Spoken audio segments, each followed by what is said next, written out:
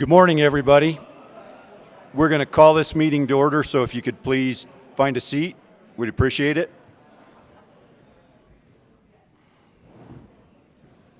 I'll ask everybody to sit down, then I'll ask everybody to stand for the pledge.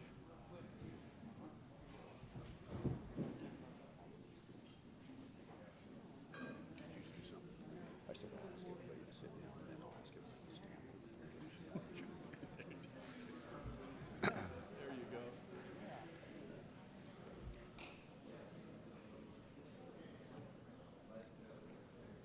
Good morning and welcome to the Agriplex here in Platte County. It's good to see a good crowd this morning. I'm going to call this meeting to order, and please join me with the pledge. I pledge allegiance to the flag of the United States of America and to the republic for which it stands, one nation, under God, indivisible, with liberty and justice for all.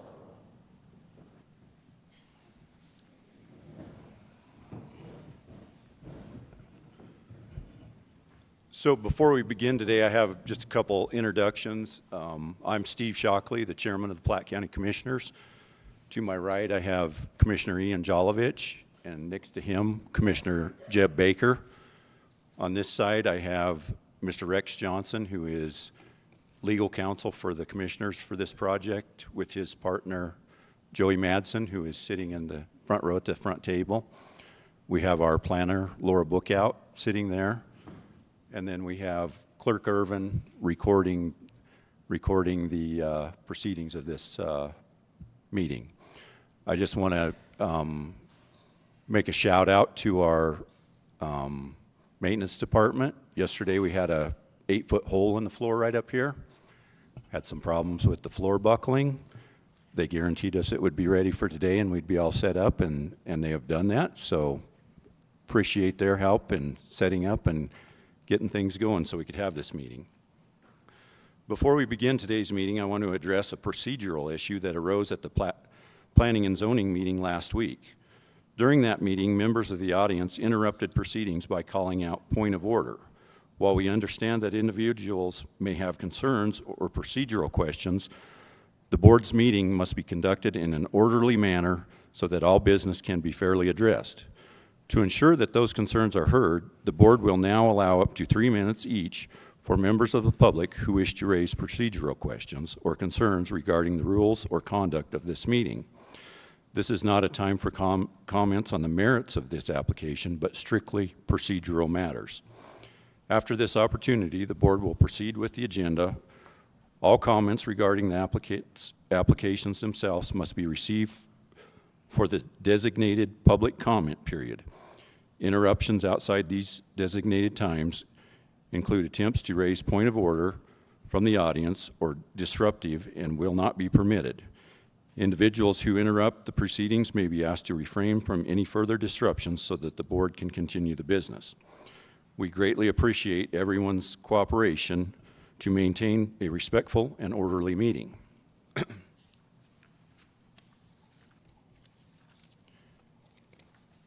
With that, I will ask if you guys had a chance to review the agenda for this meeting. I did. I moved to approve the agenda. Second. Okay, it's been moved and seconded to approve the agenda for this meeting. Is there any more discussion?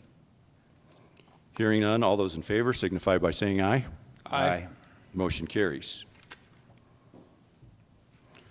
Okay, we will consider the public hearing rules for adoption. I think Malcolm can put those up on the board. These rules are put into place to keep the meeting orderly and give everybody a chance to get their thoughts on this project.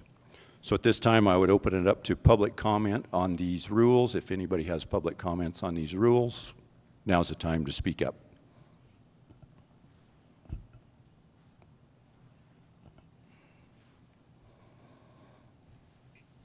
If we have no public comment, I'll close it to public comment and bring it before the board. I would entertain a motion for the acceptance of the rules for this meeting. I so move. Second. Okay, it's been moved and second to approve the rules for this meeting today. Is there any further discussion? Hearing none, all those in favor signify by saying aye. Aye. Motion carries.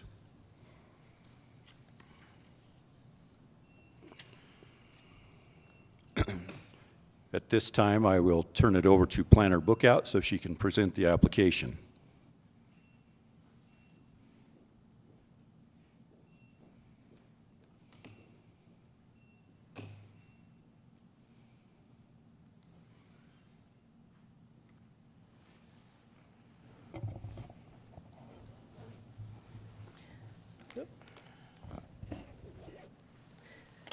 Today, I will be presenting the board with 3 applications that have multiple permits included in each application.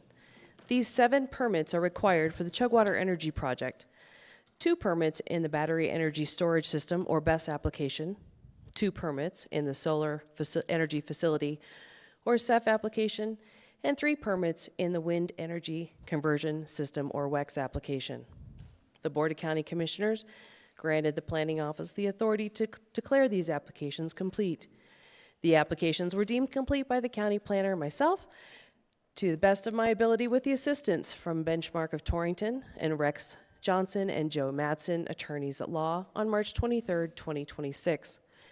These applications have been available to the public on the official Platte County, Wyoming website since March 23, 2026.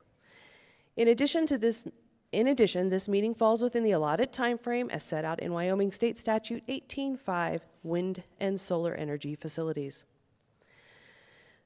The application states that the purpose of the Chugwater Energy Project is to meet current and future energy needs.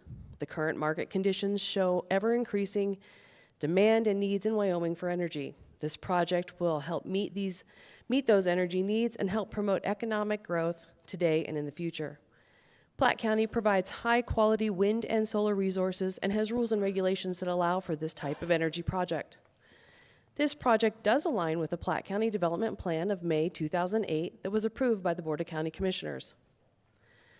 My review of the paperwork provided with the application showed that the project site encompasses approximately 49,500 acres and is located east of the town of Chugwater and I-25.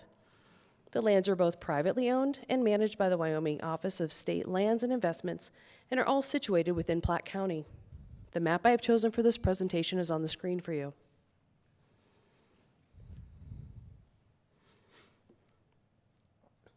There are many other maps available on the county website link for this project and have been available to the public since March 23, 2026. This project aims to generate approximately 300 megawatts of wind energy, 150 megawatts of solar energy, and includes a 150 megawatt 4-hour duration battery energy storage system, or BESS.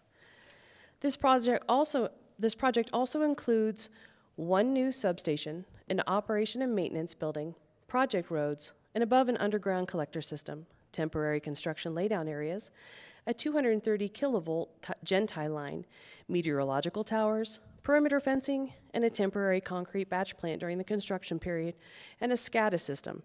A SCADA system is a supervisory control and data acquisition system which collects operating and performance data from each wind turbine generator and provides remote monitoring operation of the wind turbine generators. Construction for this project is estimated to take 20 months.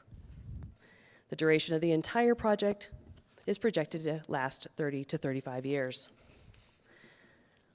This project will generate sales and use, property, and excise tax revenues, create 12 permanent jobs, create land use revenues for the landowners, and increase the use of Platte County's goods and services industries.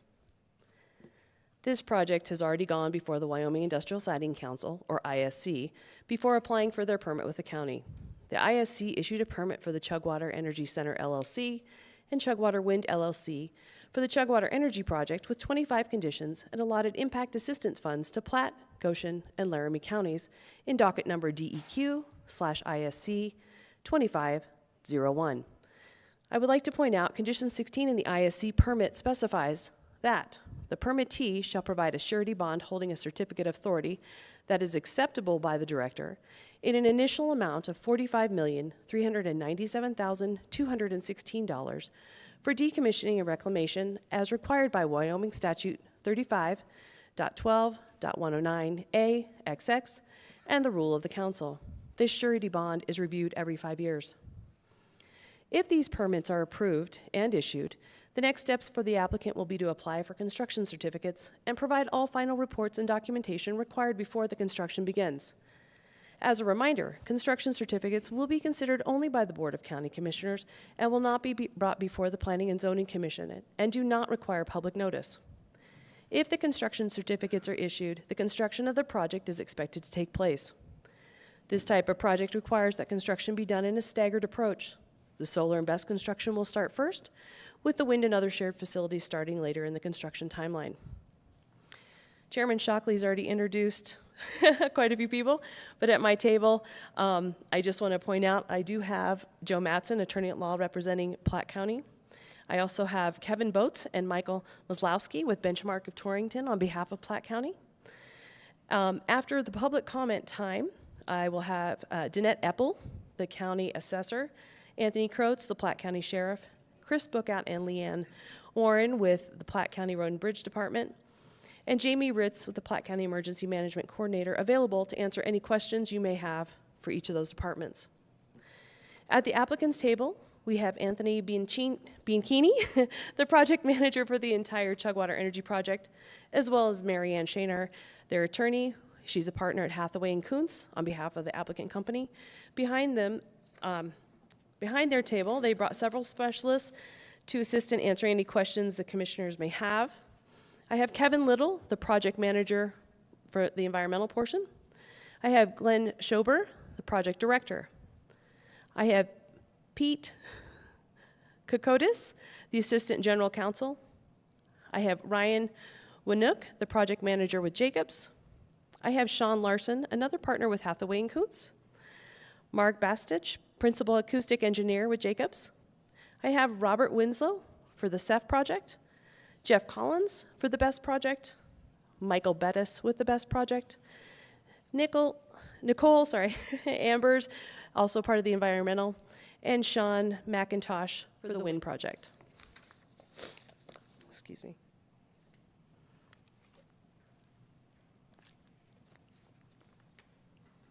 I'd like to present the first application, which includes 2 permits. Application 2537 SUP/rezone BESS Nextera. The applicant is Anthony Bianchini, the project manager for Chugwater Energy Center LLC. The location of this is part of the northwest quarter of Section 6, Township 20 North, Range 65 West, Platte County, Wyoming. This land is zoned currently as Ranching, Agricultural, and Mining, or RAM. The Chugwater Energy Center LLC, a wholly owned subsidiary of NextEra Energy Resources LLC, has submitted an application for 1, rezoning approximately 16 acres of land currently zoned as Ranching, Agricultural, and Mining to industrial, and in the application 2, a special use permit to operate a battery energy storage facility in support of the development of the Chugwater Energy Battery Energy Storage System Project, or BESS. These 2 permits pertain exclusively to the BESS component of the broader Chugwater Energy Project, which also includes wind and solar generation facilities and the necessary high-power transmission lines and substations. The BESS infrastructure is designed to store up to 600 megawatt hours of electricity generated by the project's energy sources. The BESS will provide up to 150 megawatts of dispatchable power with a 4-hour duration, allowing for the immediate delivery of energy during periods of peak demand, low generation, and grid instability. The BESS portion of this project will use state and county roads to access the facility. Note, the permitting of this portion of the project did not follow the typical application project at the request of the applicant. The applicant can and did request a delay in processing the above-mentioned BESS application with 2 permits so they could coincide with the permitting application process for the wind and solar portions of the project because these 3 are intertwined and not separable. I do want to note the planning office found that this application, this application 1 is in compliance with the Platte County Land Use Rules and Regulations of January 21st, 2025. 2, the Wyoming Industrial Siting Council has issued a permit for this project in docket number DEQ/ISC 2501. And 3, the project aligns with the Platte County Development Plan of May 2008. On May 13th, 2026, the Planning and Zoning Commission approved this application that includes 2 permits with the 21 conditions listed below. There are 13 general conditions that apply to all applications. I will only read those out once and then just mention them in the next 2 applications. General condition 1.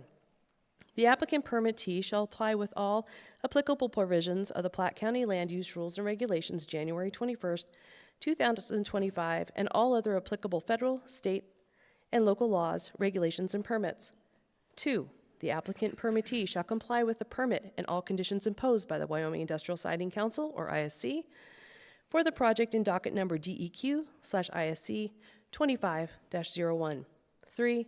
The applicant permittee shall provide copies to Platte County of all permits issued by Wyoming state agencies, including the Industrial Siting Council. 4. The applicant permittee shall provide copies to Platte County of all material filings, reports, and correspondence submitted to the ISC, as well as any notices of violation, enforcement actions, or compliance determinations issued by the ISC within 10 business days of submission or receipt to the ISC. 5.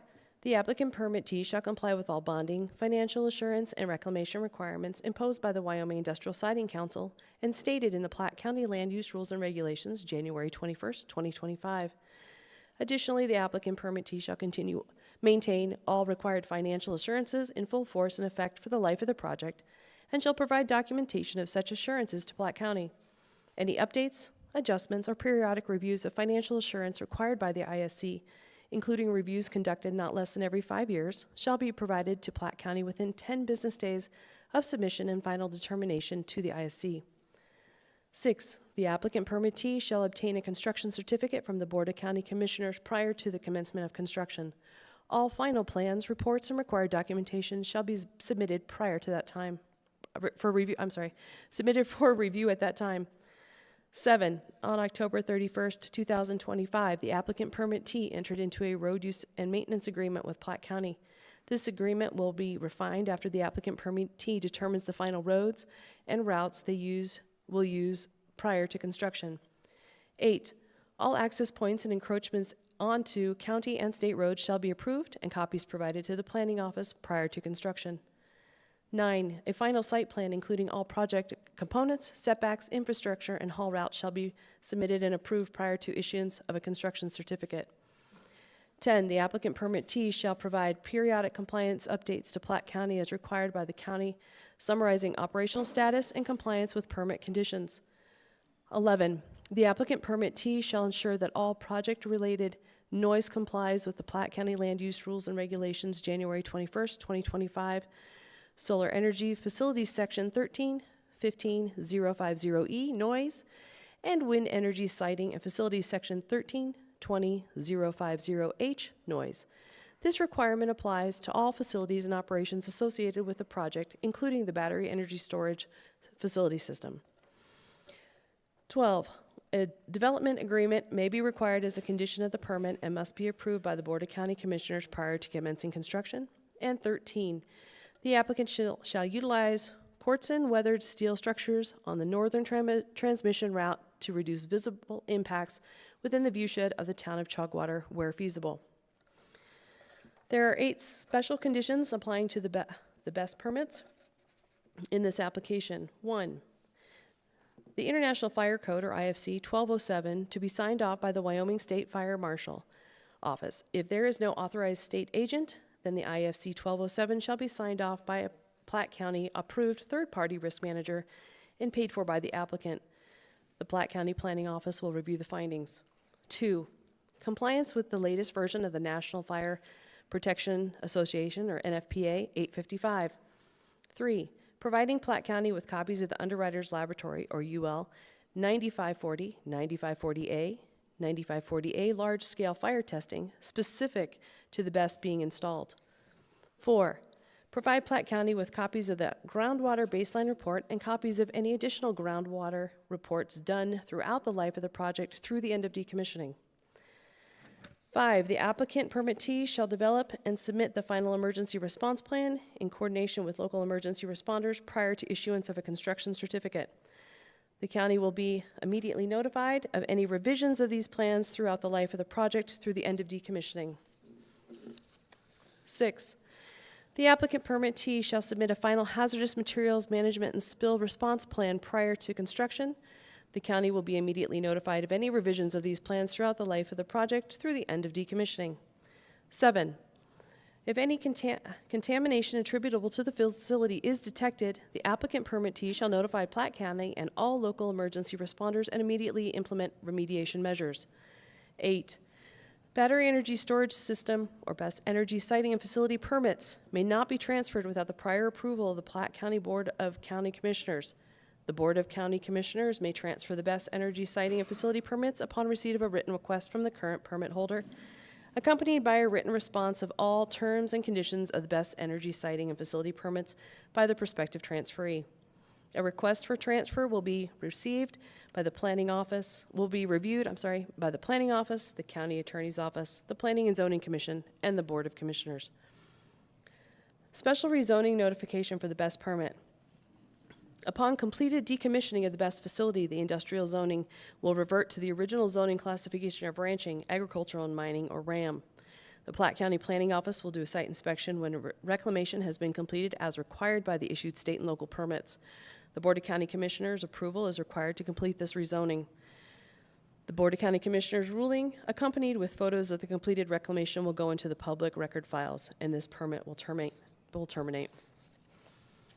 The next application is 2538 SUP SEF NextEra.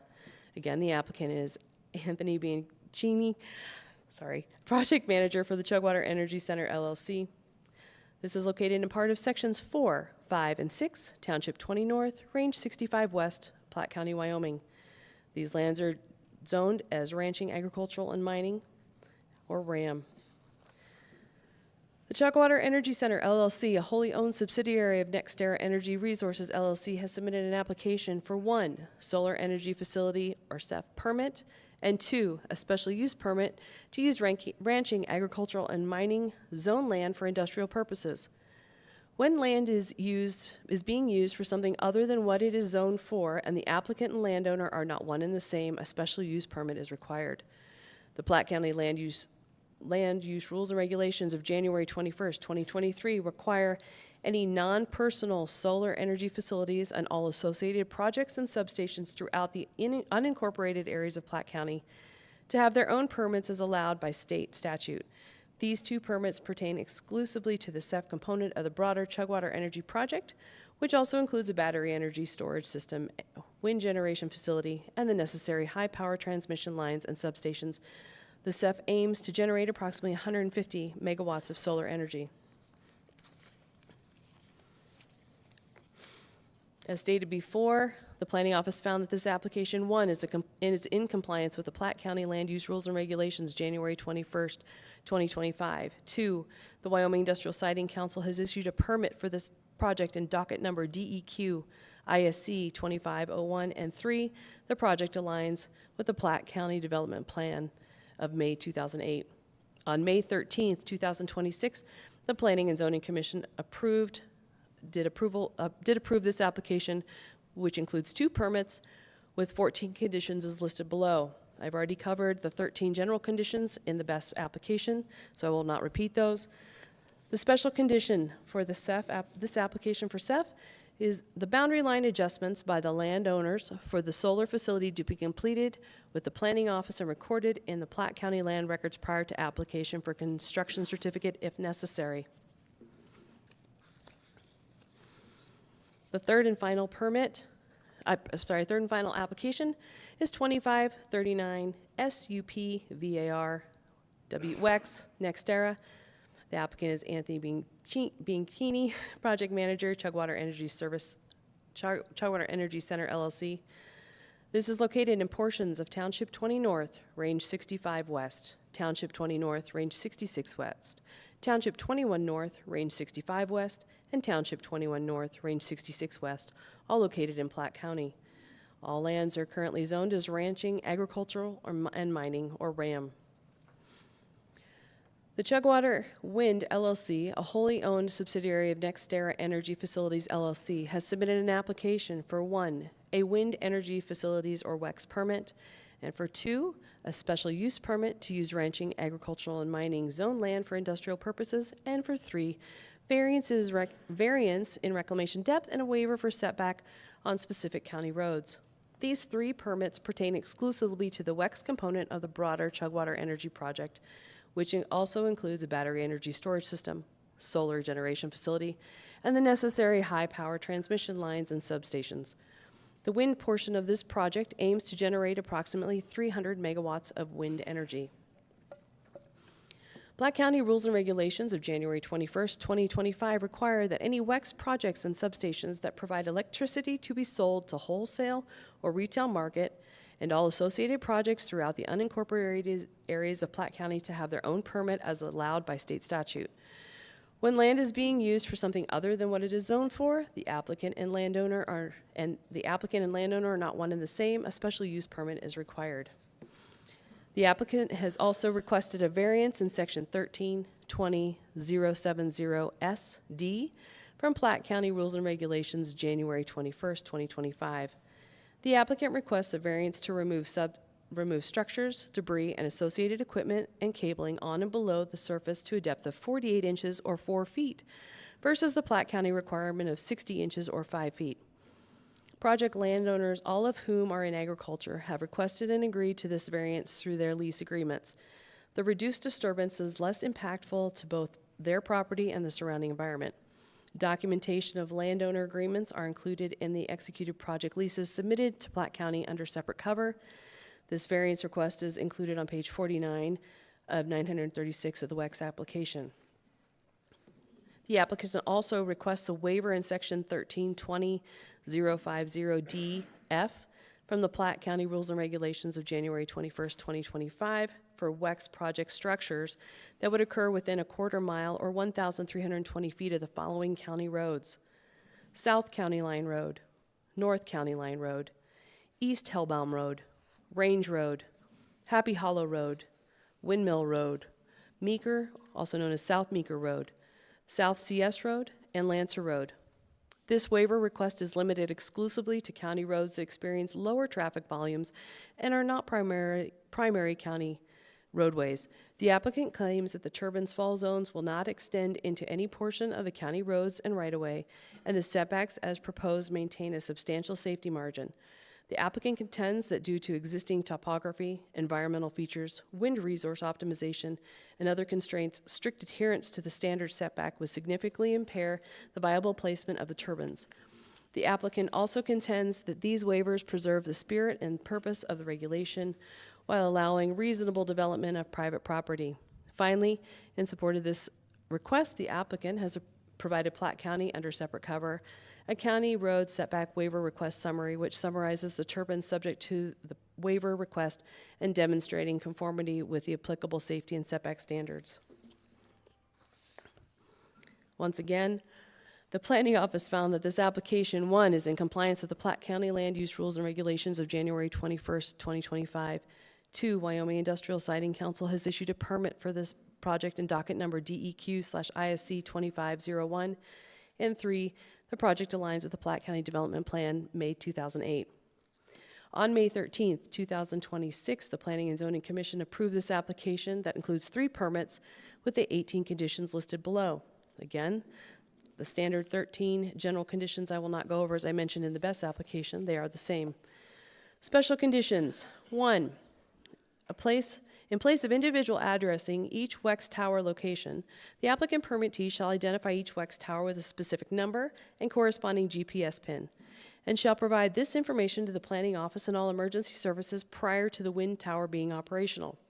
2, a waiver of subdivision setback document to be signed by all applicable landowners in the affected subdivisions and be recorded in the Platte County land records prior to application of construction certificates. This requirement applies to the following subdivisions: Midpoint Subdivision, Moxley Subdivision, and Moxley Replat Subdivision. 3, all applicable redacted leases and recorded memo of leases in the project boundary are to be presented to the planning office for approval prior to application of construction certificate.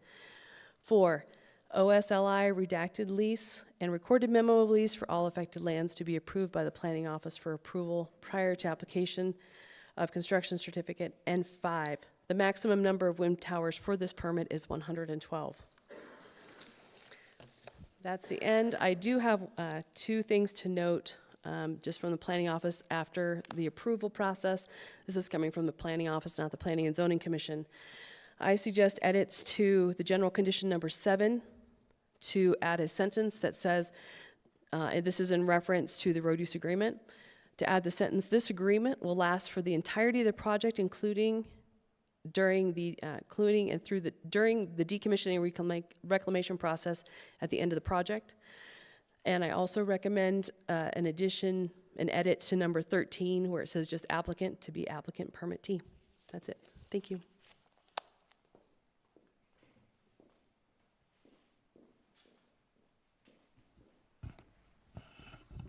Thank you.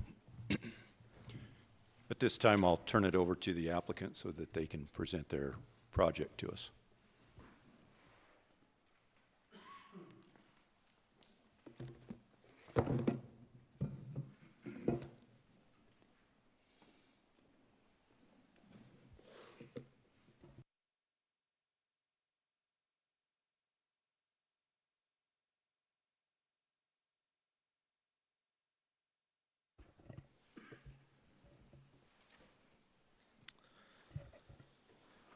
Good morning, Chairman Shockley, Commissioners Baker and Jolovich, county staff, members of the public.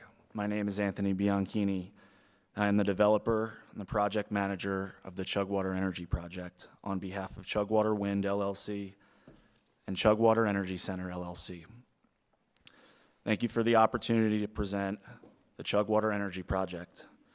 Today, our goal is to clearly describe what we are proposing, why this location makes sense, how the project has been studied and designed, and why we believe it meets Platte County's requirements. Our request is for approval of the county permits and related requests before you: the battery energy storage system rezone and special use permit, the solar energy facility permit, the wind energy conversion system permit, and the associated wind variance and waiver requests. Next slide, please. Today, I will move through 5 sections. First, a brief overview of NextEra Energy Resources and why our experience matters. Mr. Bianchini, can I stop you for just Yes, a sir. second? We need to take a moment here and see if there is any objections for the procedural. Any objections for that from Absolutely. the public right now? I'll Sorry, I'll we sit skipped down. that. Thank you.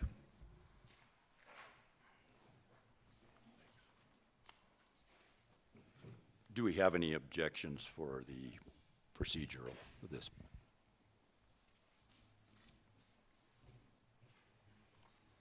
Mr.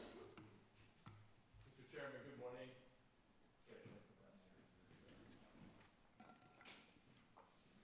Take 2. Mr. Chairman, good morning. My name is Thomas Schott. I'm a Wyoming lawyer, and I appear on behalf of Jill Kaufman in this matter. I do have procedural objections. I spoke yesterday with Mr. Johnson about these objections. I thank him again for the courtesy of that call. I also raised objections in a letter to council dated 15 May. My objections are based on the Wyoming Public Meetings Act, Title 16, Chapter 4, Article 4, and on the requirements in Title 18, Chapter 5, Article 5 of the Wyoming statutes. Under the Public Meetings Act, the county commissioners may not take action except during an open public meeting. Meanwhile, Section 18.5503 required NextEra's subsidiaries to submit their permit applications to the commissioners. Instead, the applications were submitted to Platte County Planning and Zoning.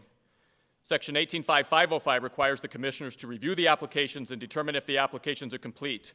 Under the Public Meetings Act, these determinations must occur in open public meetings. Instead, the county planner determined the applications were complete on 23 March 2026. That same day, the county planner sent notice letters advertising today's public hearing. Likewise, a public notice in the Platte County Record Times on 1 April 2026 advertised today's public hearing. The commissioners never publicly voted to authorize the county planner to determine the application's completeness. Platte County's land use regulations do not authorize such delegations of authority in any event, and neither does Section 18.5.505. Mr. Johnson called my attention to footnote 4 in the Wyoming Supreme Court's 2023 decision in Monaghan Farms Incorporated versus Board of County Commissioners of Albany County, which noted, quote, "The board made an implicit finding of completeness when it set the matter for public hearing," end quote. But Monaghan Farms did not consider the issues I'm raising here, so the case is not controlling. In any event, the commissioners here did not meet between 17 March and 7 April 2026. Between these meetings, the county planner determined the applications were complete on 23 March, and today's public hearing was repeatedly advertised. Therefore, even under the footnote in Monaghan Farms, the commissioners did not implicitly find the applications were complete by scheduling this public hearing. Because the commissioners have not publicly determined the applications are complete, today's public hearing may not proceed. Instead, the commissioners must review the applications and then publicly determine whether the applications are complete. Assuming the commissioners determine the applications are complete, they must allow at least 45 additional days for written public comments before any public hearing under Section 18.5.506. Furthermore, Section 18.5.503 requires an application to contain various discrete certifications. Here, in the versions available via the county's website, the applications are not complete because the letter included as Appendix G only certifies compliance with Section 18.5.503A1, omitting additional required certifications. Mr. Johnson did send me complete versions of the letter, which I appreciate, but based on my limited information and the publicly available versions of the applications, I maintain my client's objection that the required certifications appear to be missing from the applications as submitted. For all these reasons, the commissioners may not proceed with today's public hearing under Section 18.5.506. I appreciate the opportunity to state these objections publicly. I believe there may be additional members who wish to join or state procedural objections. Thank you, Mr. Chairman.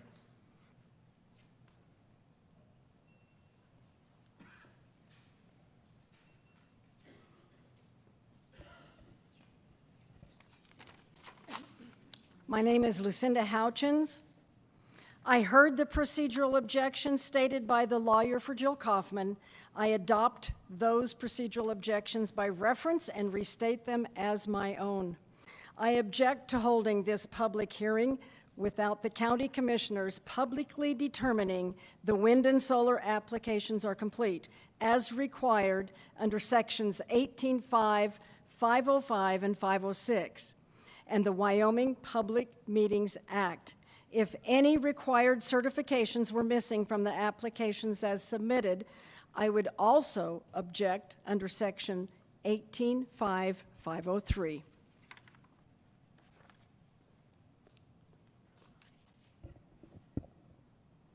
Hi, I'm Catherine Stevens. I've also heard the procedural objections stated by the lawyer for Jill Kaufman.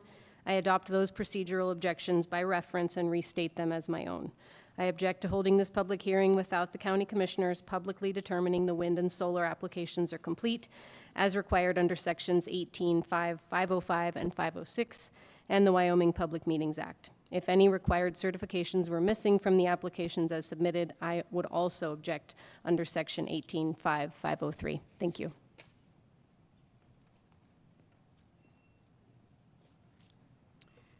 Karen Weber. I heard the procedural objections stated by Thomas Schott, attorney for Jill Kaufman. I adopt those procedural objections by reference and restate them as my own. I object to holding this public hearing without the county commissioners publicly determining the wind and solar applications are complete, as required under Sections 18-5, 505, and 506, and the Wyoming Public Meetings Act. If any required certifications were missing from the application as submitted, I would also object under Section 18.5, 503. Thank you. My name's Wayne Thornburg. I heard the procedural objections stated by the lawyer of Jill Kaufman.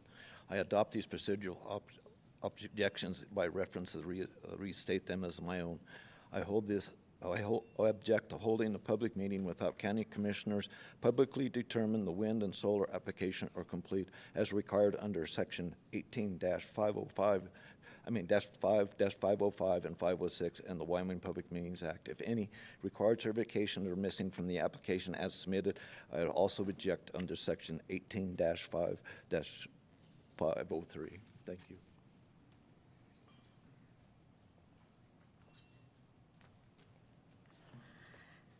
Mary Meyer. I heard the procedural objections stated by the lawyer for Jill Kaufman. I adopt these procedural objections by reference and restate them as my own. I object to holding this public hearing without the county commissioners publicly determining the wind and solar applications are complete, as required by sections 18-5-505 and 506 and the Wyoming Public Meetings Act. If any required certifications were missing from the applications as submitted, I would also object under section 18-5-503. Thank you.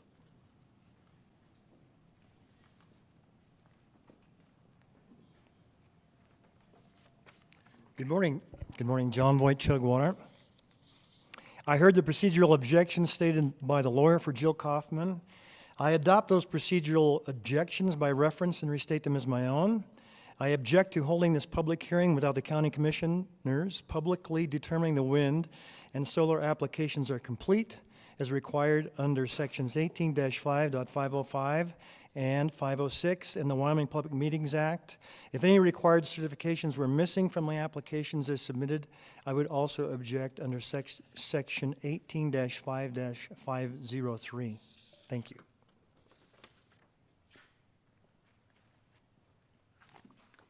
Teresa Baker. I heard the procedural objections stated by the lawyer for Jill Kaufman. I adopt those procedural objections by reference and restate them as my own. I object to holding this public hearing without the county commissioners publicly determining the wind and solar applications are complete as required under sections 18-5-505 and 506 and the Wyoming Public Meetings Act.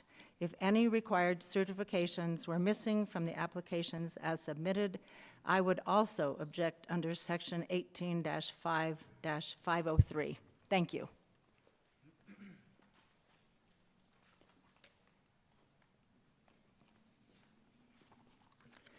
Dennis Baker, Chugwater. I heard the procedural objections stated by the lawyer for Jill Kaufman. I adopt those procedural objections by reference and restate them as my own. I object to holding this public hearing without the county commissioners publicly determining the wind and solar applications are complete as required under sections 18-5-505 and 506 and the Wyoming Public Meetings Act. If any required certifications are missing from the applications as submitted, I would also object under section 18-5-503. Thank you.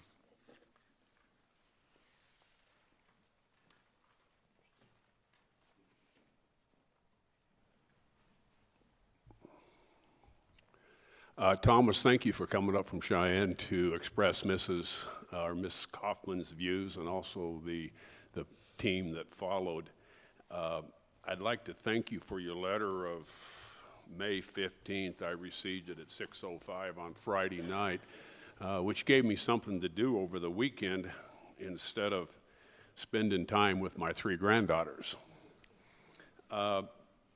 This letter comes 5 days before this hearing expressing problems that I guess allegedly occurred on December 30th, 2025 and on March 23rd of 2026. I'm surprised that my sending the actual certification statements to you did not satisfy the concern that all certifications were made. They were, and the public needs to know that. I would have expected these issues to have come up a long time ago, but they didn't. 5 days before County Commissioner public hearing. And Thomas, you and I arguing about the law now would have very little value without having a judge sitting here. But I did enjoy your argument, but I will tell you that my weekend assessment tells me that the objections do not have merit and that this hearing should proceed as scheduled. If your client and the rest of you are disappointed with the outcome of these proceedings, however they may be, then of course you can ask a judge to opine on the matter. But Chairman, I would suggest that we proceed with the public meeting.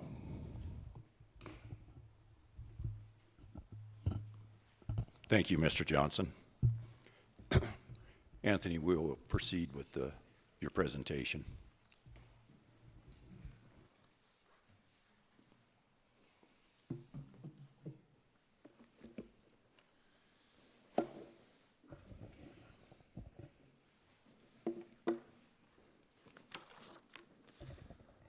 Thank you, Chairman Shockley.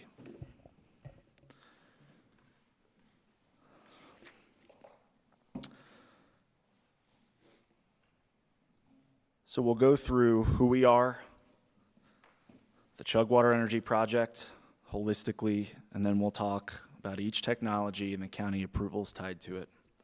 Next slide, please, Malcolm. I'll start with who we are, because for a project of this size, Platte County should know not only what is being proposed, but who will build it, who will finance it, who will operate it, who will maintain it, and ultimately the party that will ultimately decommission and reclaim it. Next slide, please. On the slide are our corporate values. We're committed to excellence, we do the right thing, and we treat people with respect. These values are the backbone for how we approach every interaction. In practical terms, that means we listen to landowners and community members. We coordinate with regulators and agencies, and we design and engineer to the best standards with an emphasis on safety. We understand that major infrastructure projects like this one raise important local questions. Our ultimate goal today is to address those questions with you all directly and respectfully. Next slide, please.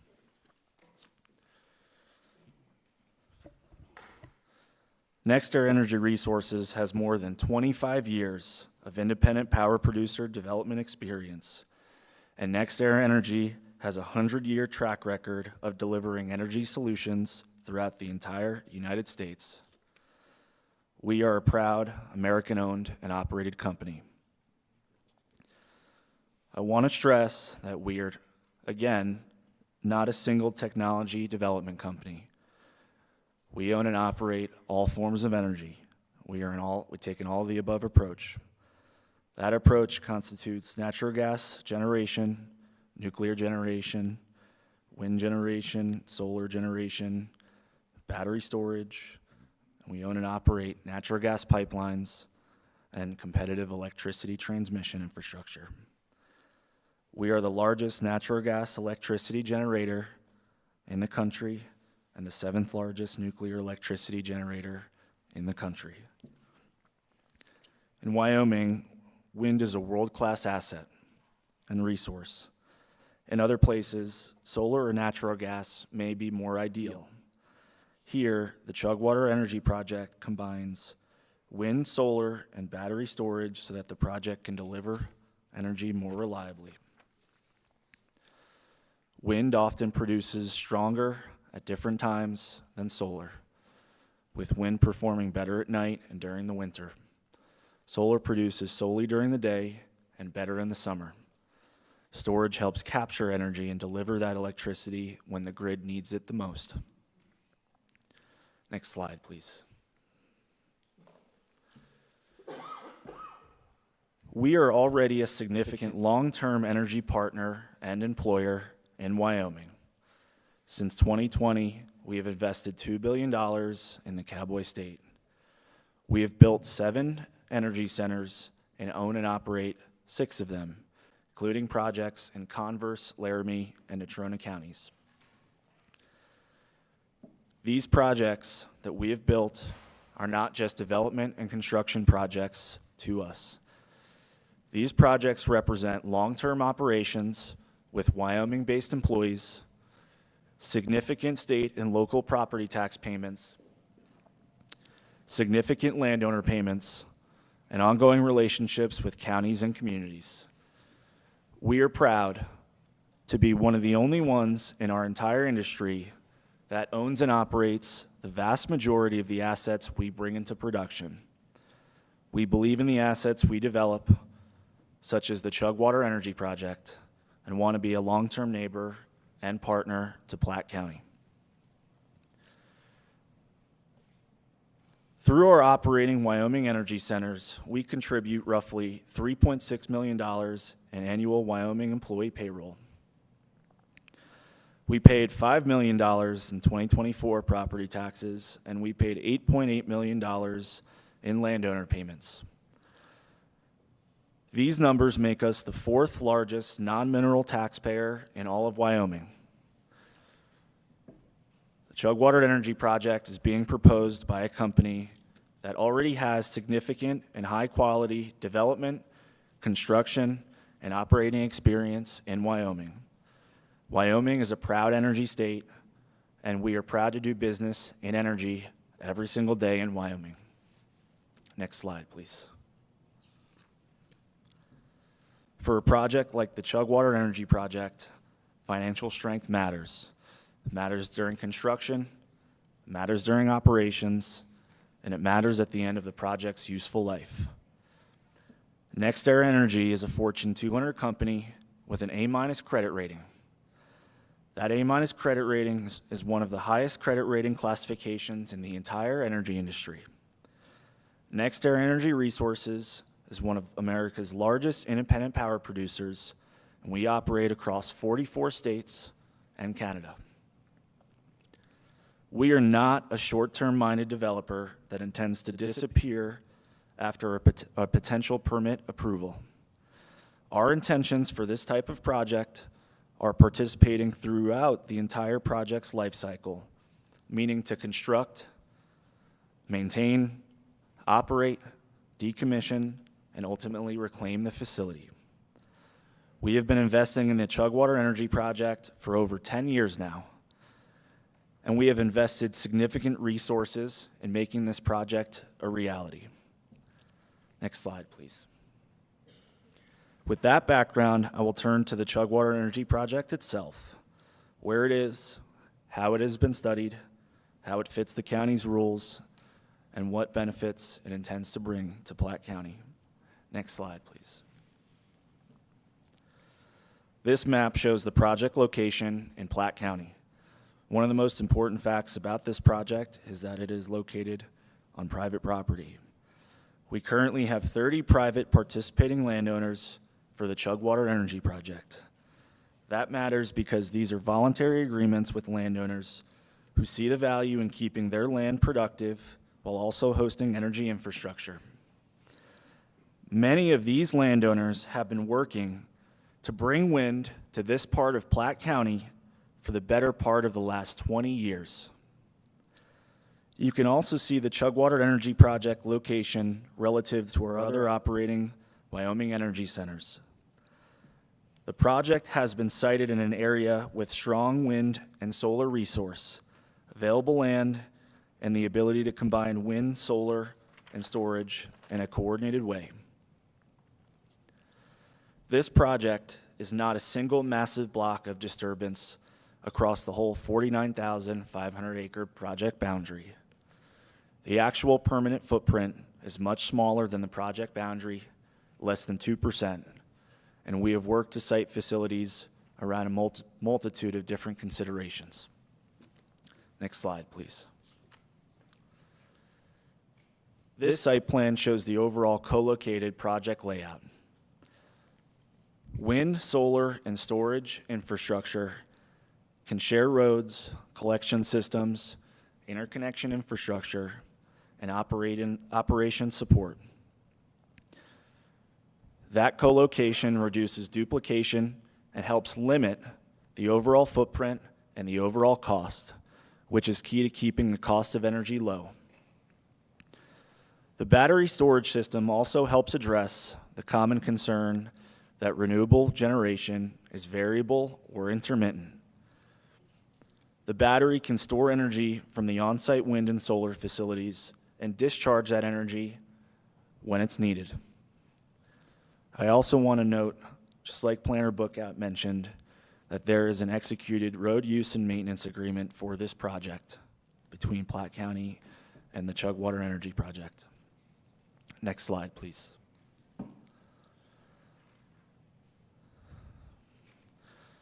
This project has gone through extensive field work, agency coordination, design, and engineering review.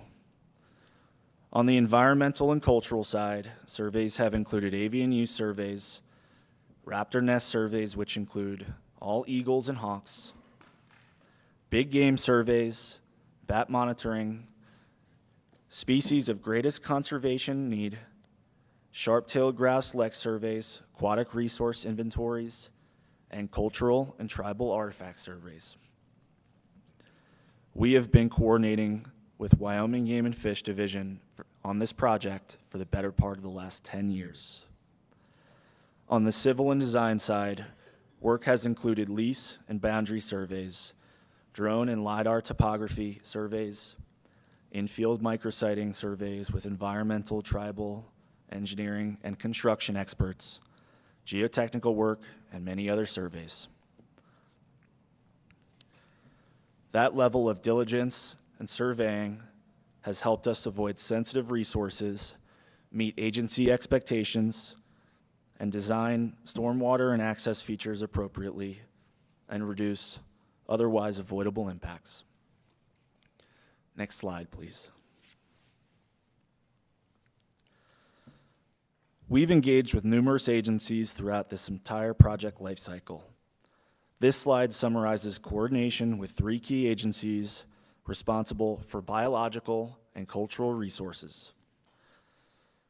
First, the U.S. Fish and Wildlife Service administers federal wildlife laws, including the Bald and Golden Eagle Protection Act, the Migratory Bird Treaty Act, and the Endangered Species Act. We have been coordinating with the U.S. Fish and Wildlife, including meetings in December 2022 and recently this month, May of 2026. The project is expected to apply for an eagle take permit.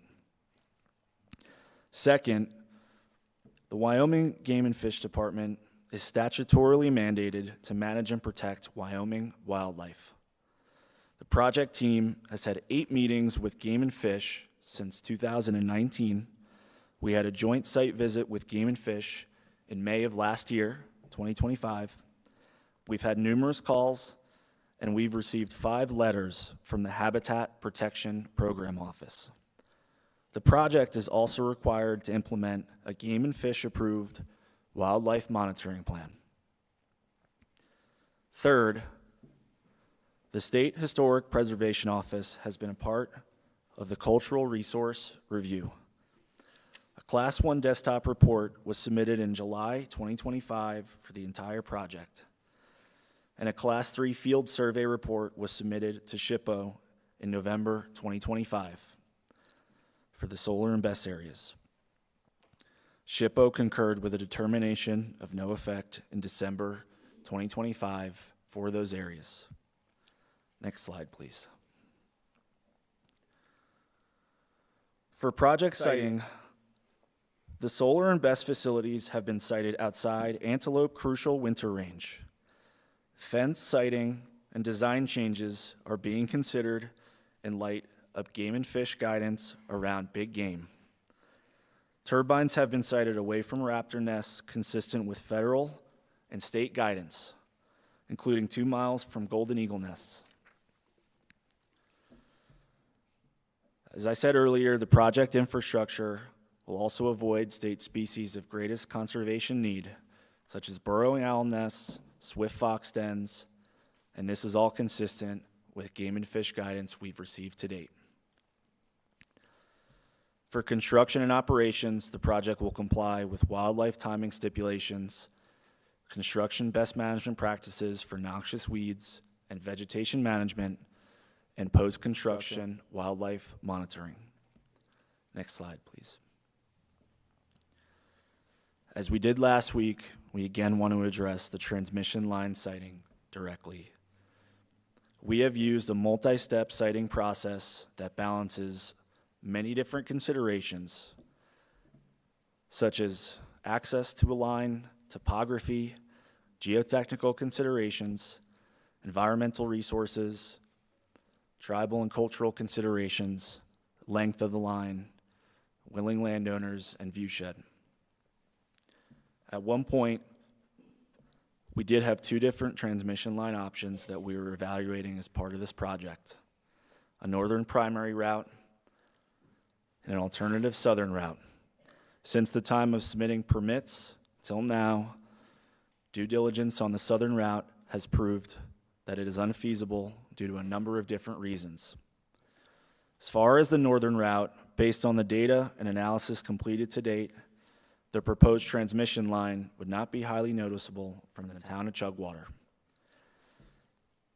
That said, we understand the town of Chugwater's concerns, and we have been responsive to them. In the first quarter of 2025, after engaging with the town, Chugwater Energy revised our original primary northern route further north to avoid town limits and address their viewshed concerns at that time. We have also coordinated with SHPO on the transmission line. The Class 1 Cultural Desktop Review submitted in July 2025 included the northern transmission line, and no concerns were identified with its proposed placement by SHPO at that time. We continue to work collaboratively with the town, including several meetings over the past 3 weeks, and we were able to connect again with the mayor and the town's council yesterday. We have discussed aesthetic mitigation options, which we have self-proposed on ourselves, including Court 10 or weathered steel structures, which can better blend in with the bluff landscape and have been used successfully in other Platte County communities. We have confirmed that we can use that material, and we intend to do that on this project. Our ultimate goal is to site any of our infrastructure responsibly while minimizing any impacts to the community, including the concerns that were raised about our transmission line. Next slide, please. Here are a few examples of the Court 10 steel, the weathered steel, in a 230 kV transmission line like we are proposing. These are the same lines we have used at our Roundhouse 1 wind facility successfully. Court 10 weathered steel, Court 10 steel is commonly referred to as weathered steel. Court 10 steel is an alloy designed to develop a stable, protective oxide layer that limits ongoing corrosion and results in a uniform, rust-like appearance. Court 10 weathered steel has decades of proven performance in the utility industry. And the added benefit of blending more naturally with surrounding landscapes is a benefit on top. We have self-imposed the use of this material on ourselves via a permit condition to try and better blend in with the surrounding environments around Chugwater. The first picture you see on the left is a close-up shot of the Court 10 weathered steel and its look. The second picture in the middle is from approximately 200 feet away at a 2x zoom. The third picture on the right is from approximately 0.6 miles or 3,200 feet, and as you can see, it is very hard to see from that distance. Next slide, please. The project brings substantial tax and socioeconomic benefits for every single constituent and person in Platte County and its 5 communities. The total estimated CapEx, or capital expenditure, including labor and materials, for this project is approximately $977 million. That level of investment creates jobs during construction, creates demand for local services, and supports local businesses. The estimates shown on this slide to Platte County alone include approximately $135.9 million in property taxes, $23.7 million in wind generation excise taxes, and $20.2 million in sales and use taxes. The project is also expected to create at least 12 full-time, high-quality, and high-paying local jobs. These forecasted tax benefits support the kind of services that counties and communities rely on, such as roads, schools, emergency services, public infrastructure, and general county operations. We believe our tax estimates throughout our other projects in Wyoming have historically been accurate. We understand that counties such as Platte County need reliable tax forecast numbers for long-term planning.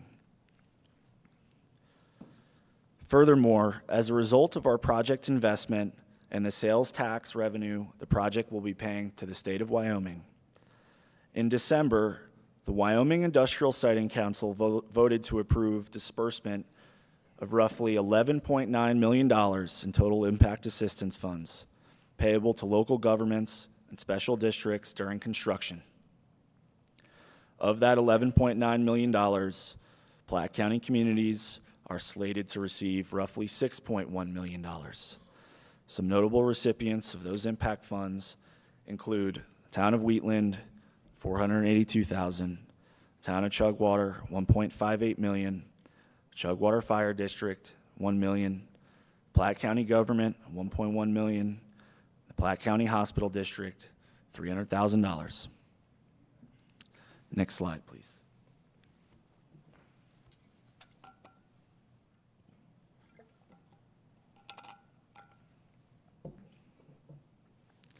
This slide lays out the specific county approvals being requested of the commissioners today. For the solar facility, we are requesting a solar energy facility permit under the county solar regulations. For the wind facility, we are requesting a wind energy conversion system permit along with a decommissioning depth variance and a public road right-of-way setback waiver for select turbines. For the battery energy storage system, we are requesting a rezoning of approximately 16 acres from rural, agricultural, and mining, or RAM, to industrial, along with a special use permit. For clarity, the approximately 16 acres associated with the BESS application is the only portion of our project that we are proposing to be rezoned. The solar and wind components of the project are not requesting rezoning and will remain within their existing RAM designation.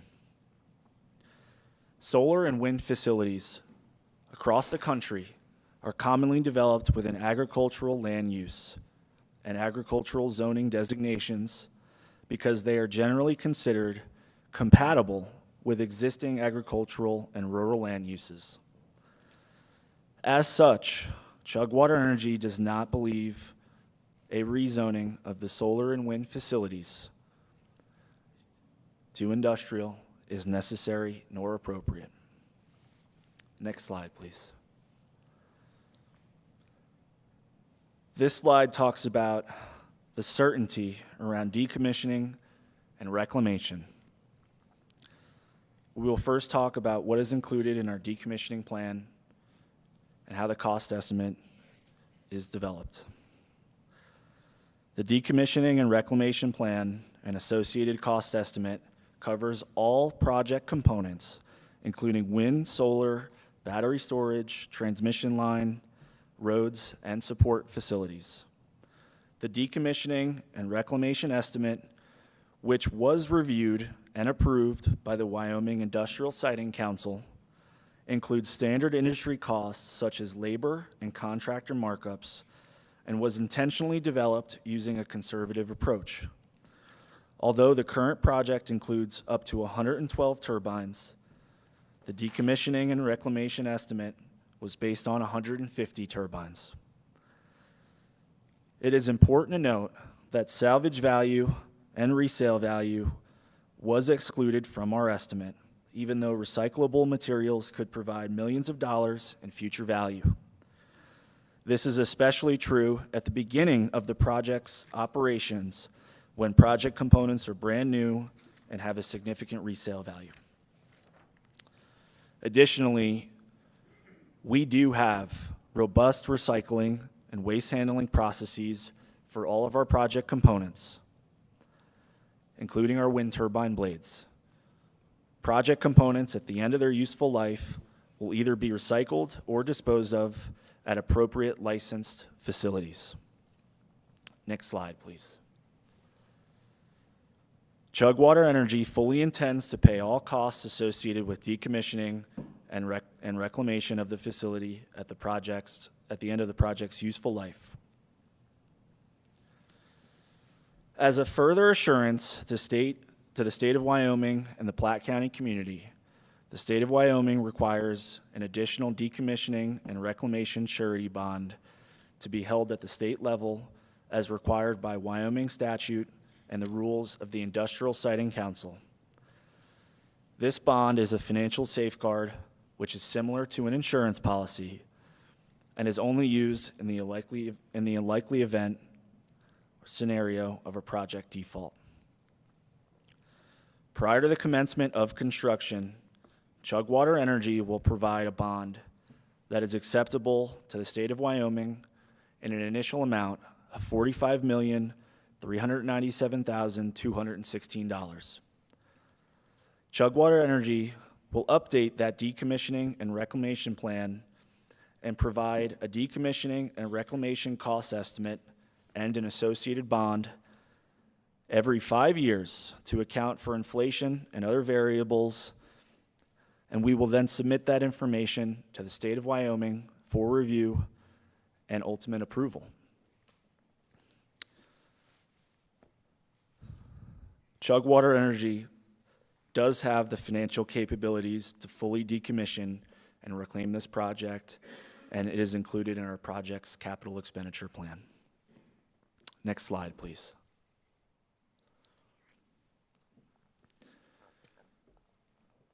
The Chugwater Energy Project aligns with the current Platte County Development Plan, which was implemented in 2008 and runs for 20 years until 2028. The plan's overall goal includes expanding the economic and tax base of the county, and it notes in particular the embracing and the enhancement of ag and wind energy development opportunities.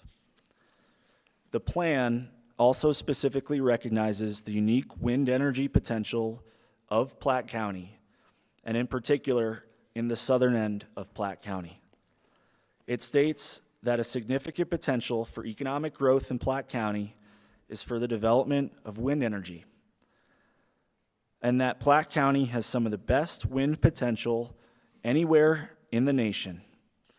In fact, as you can see from the exhibit on the right side of the screen there, which is directly from the Platte County Development Plan, it highlights the area in yellow, which is where the Chugwater Energy Project is located. That area in yellow is labeled, quote, Resource Protection and Development Wind Energy. Our rough project boundary is in the red box there. This is exactly the type of opportunity the Chugwater Energy Project is designed to capture, which Platte County identified as a means to grow and embrace close to 20 years ago. Next slide, please. This slide talks about noise, which we believe is an important consideration and which we take seriously on this project and all of our projects.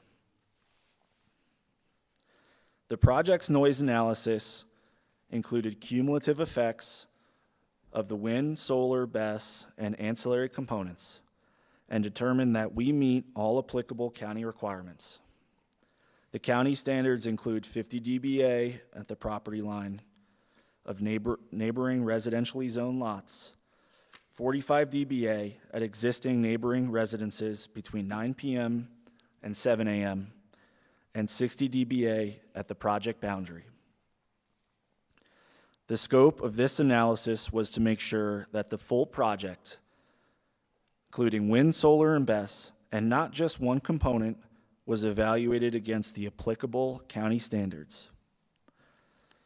The quotes on this slide are from the Wyoming State Health Officer, Dr. Alexia Harris, from her letter she sent to the Industrial Siting Division after review of our project and our application.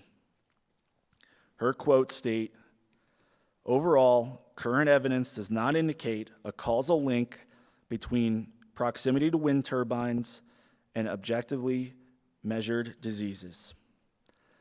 She also said there is no, quote, health-related ground for recommending against the project.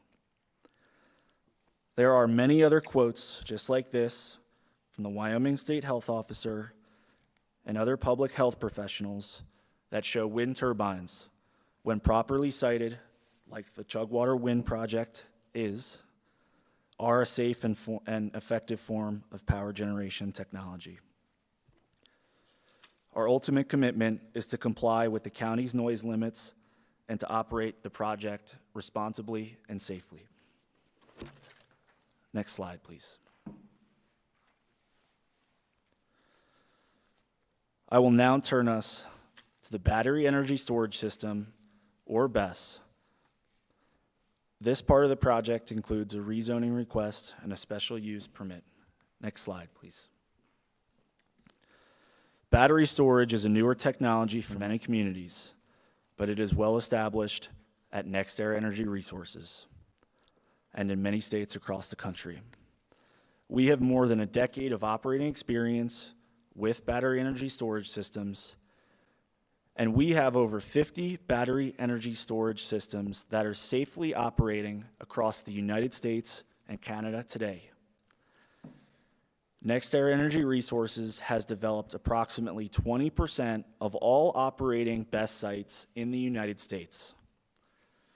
The key point is that this is a technology we have a lot of experience in and are on the forefront of every single day. We know how to design, build, monitor, and operate these assets with safety and excellence top of mind. Communities and customers choose battery energy storage systems because it increases grid reliability, it creates jobs, it boosts local tax revenue, and supports the overall affordable and stable energy grid. We understand that those benefits only matter if the facility is designed and ultimately operates safely. The next few slides focus on safety, water quality, and emergency response. Next slide, please. The Chugwater BESS is a proposed 150 megawatt, 4-hour duration system, which is equivalent to 600 megawatt hours of energy storage.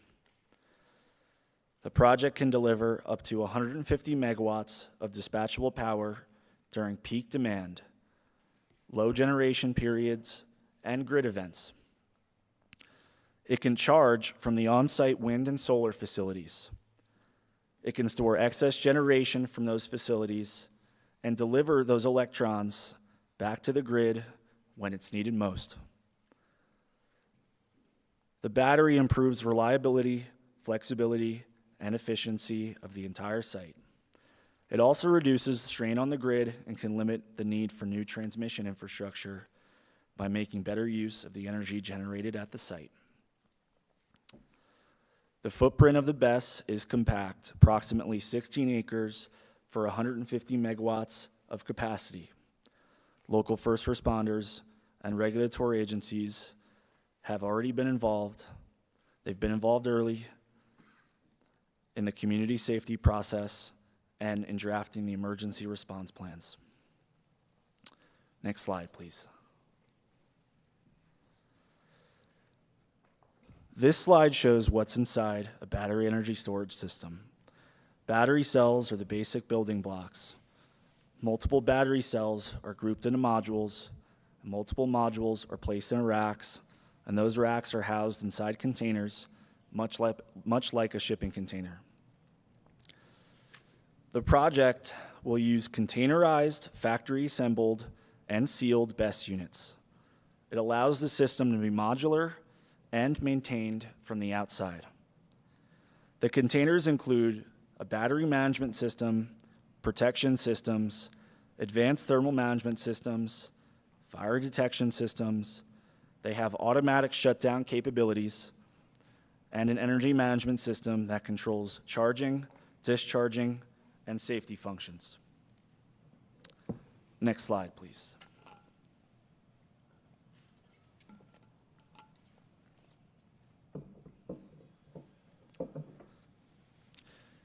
This slide talks about Industrial Siting Council Special Permit Condition number 23.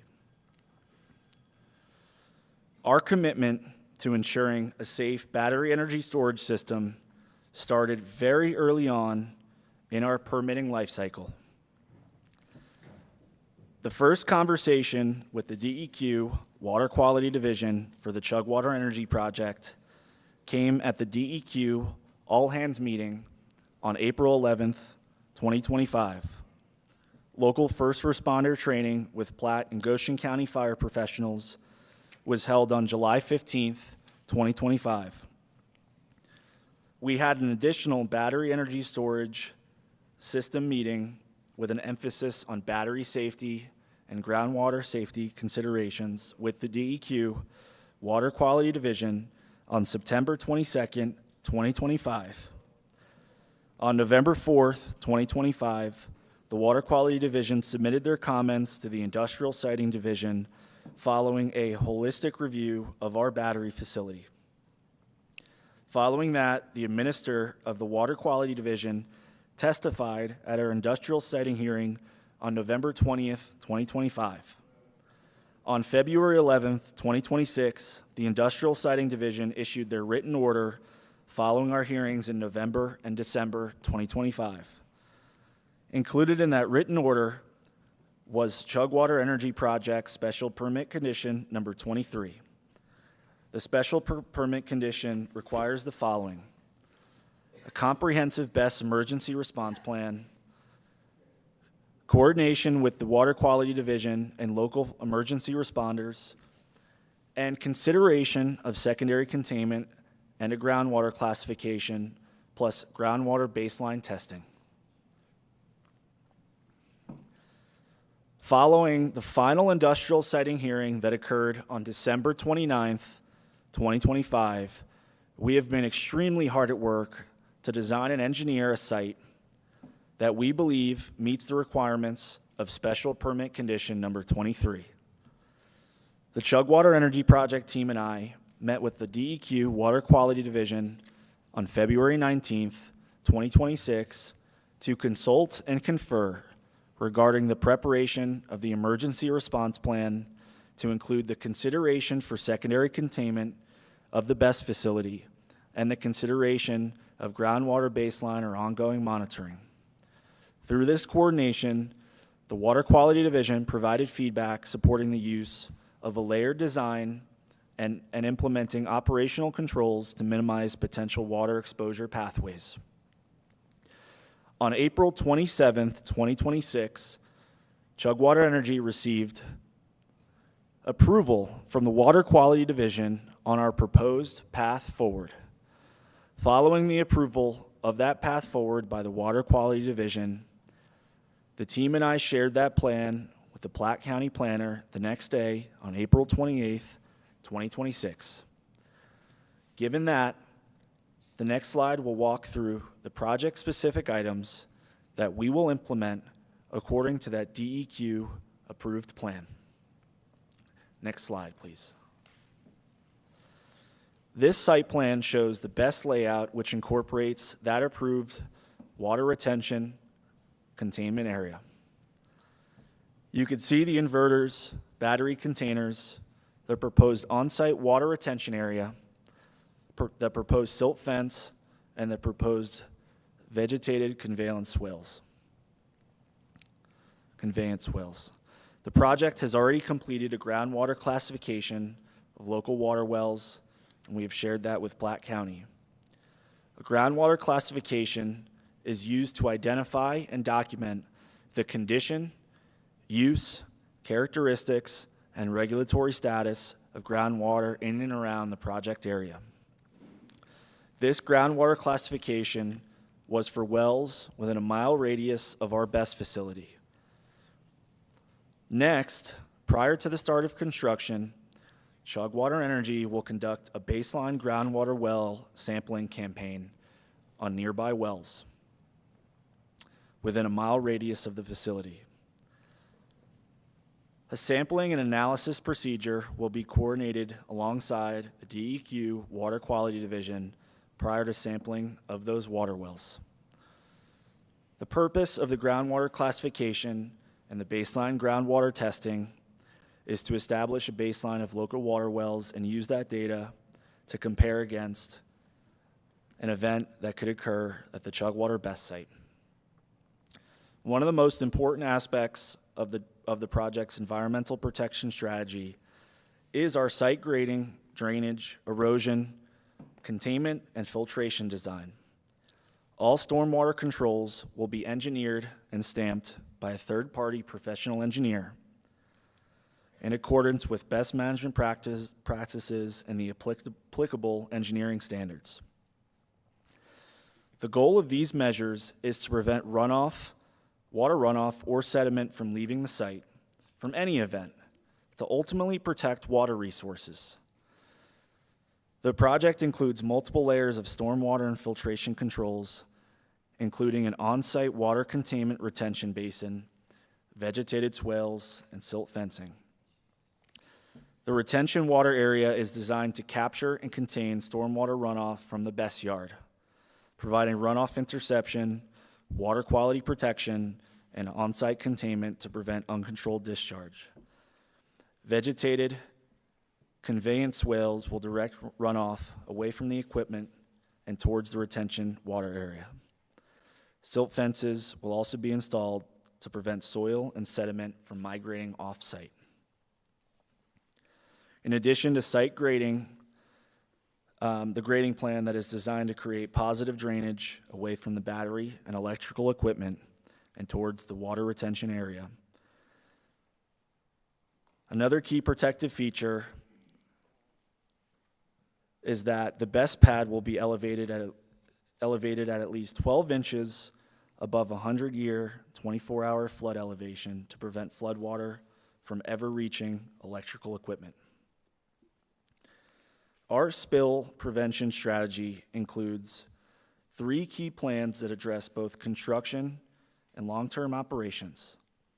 First, we will develop a site-specific stormwater pollution prevention plan, or SWIP, that establishes stormwater controls, drainage measures, and best management practices to prevent pollutant discharge and keep water runoff contained on-site.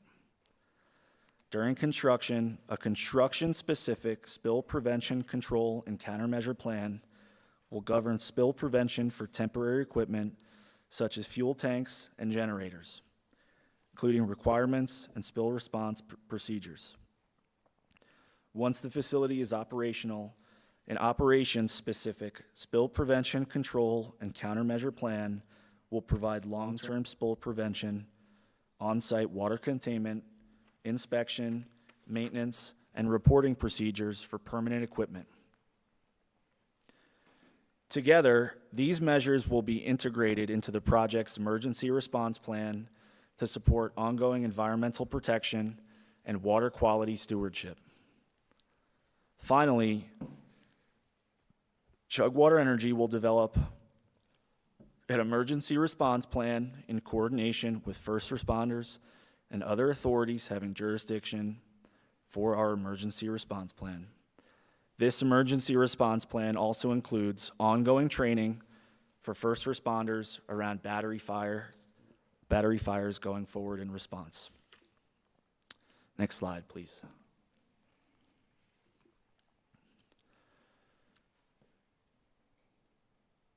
Furthermore, we wanted to highlight our multi-layered safety approach to developing and operating battery energy storage systems. First, at the codes and standards level, the project is designed around and to comply with National Fire Protection Association, or NFPA 855, and the associated International Fire Code requirements for energy storage systems. We will also comply with Underwriter Laboratories, or UL 1973 and UL 9540 certifications around thermal runaway testing. Second, at the physical safeguards level, the system includes detection systems with smoke and gas monitoring, thermal management and fire prevention technology, proper spacing between each battery container, embedded ventilation features, and backup power systems that support safe operations.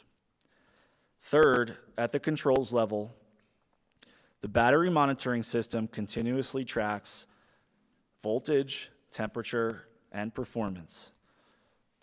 Remote safety capabilities allow safe system shutdown from our control center and from on-site technicians that manage power flows and system safety. Finally, at the planning and monitoring level, the project will be monitored 24/7, 365 from our remote operations control center. This is in addition to our on-site workforce of technicians who will live locally and monitor the best from the Chugwater site. Emergency response plans will include detailed response procedures, and we will provide training, plans, and resources for local first responders and fire authorities, which includes ongoing first responder training. Grid-scale energy storage has grown significantly over the last several years, from 3 gigawatts in 2018 to over 300 gigawatts in 2025. All the while, during that time, battery failure rates have fallen by approximately 98%. Battery safety performance has never been more robust as technology, monitoring, codes and standards, and protection systems across the industry and our country continue to advance. Next slide, please. The next few slides, I will cover the solar energy facility and the permit we are requesting around the solar energy facility. Next slide, please. The solar portion of the Chugwater Energy Project is approximately 150 megawatts of solar photovoltaic panels. The panels will be mounted on a single-axis tracking system, allowing the modules to follow the sun from east to west. They are constructed with dual layers of semi-tempered glass and a smooth anti-reflective coating. The solar array has also been designed with input from game and fish related to corridors, setbacks, species, and habitat. A project-specific solar glare analysis found that no analyzed receptors are expected to receive glare. Additionally, that same analysis found the project will not produce glare that constitutes a nuisance to occupants of neighboring properties or people traveling on nearby roadways. The solar facility will provide daytime energy generation. It complements the wind and battery components and has been designed with safety, wildlife, and neighbors in mind. Next slide, please.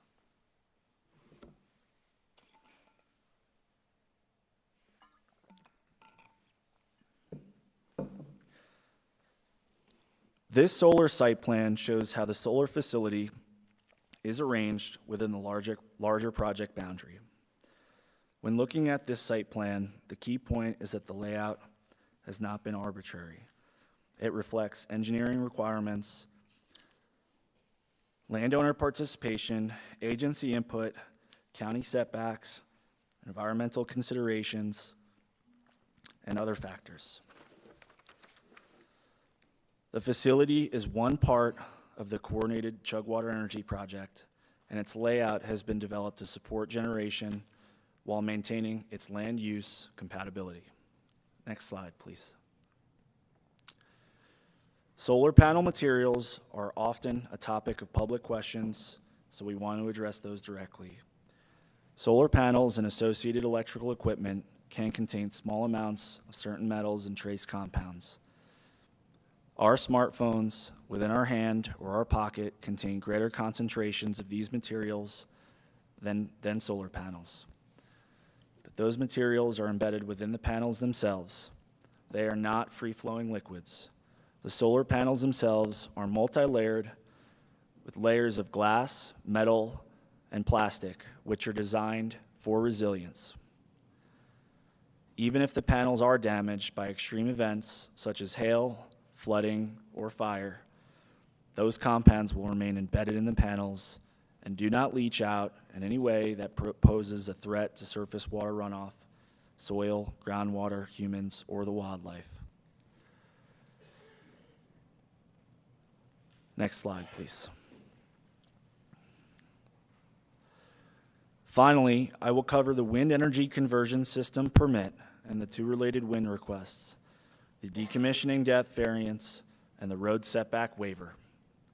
Next slide, please. This slide shows the wind energy conversion system site plan for 300 megawatts of generation. A key point is that the project footprint is expected to comprise well less than 2% of our entire project boundary. The current wind site plan is substantially reduced from the up to 150 wind turbine number in our application envelope and now reflects up to 112 wind turbine generators. The total number of turbines have been honed in and reduced based on coordination with Platte County, landowners, community feedback, and the state of Wyoming regulators and their agencies. The land can also support multiple use. This is consistent with our other NextEra Energy Resources projects in Wyoming, where wind infrastructure can coexist with other land uses on all those large private land bases, such as minerals, oil and gas, and ag. Next slide, please.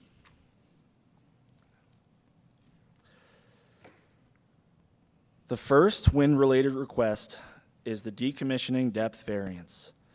Platte County's regulation calls for removal of structures, debris, associated equipment, and cabling on the surface and below the surface to a depth of not less than 5 feet or 60 inches. The project is requesting approval to remove those materials below the surface to a depth of 4 feet instead of 5 feet. The 4 feet decommissioning depth is consistent with the state of Wyoming decommissioning depth requirements. This request is not about avoiding decommissioning. The project will be fully decommissioned and reclaimed. The reason for this variance request is that our participating landowners have requested and agreed to this decommissioning approach through their lease agreements, because that reduced disturbance is less impactful to their private property, their ag operations, and the surrounding environments they call home. Removing to 48 inches still addresses the functional reclamation need for future land use while avoiding deeper soil disturbance that our landowners believe is unnecessary and more disruptive. We believe this variance is reasonable, landowner supported, and consistent with responsible reclamation best practices. Next slide, please.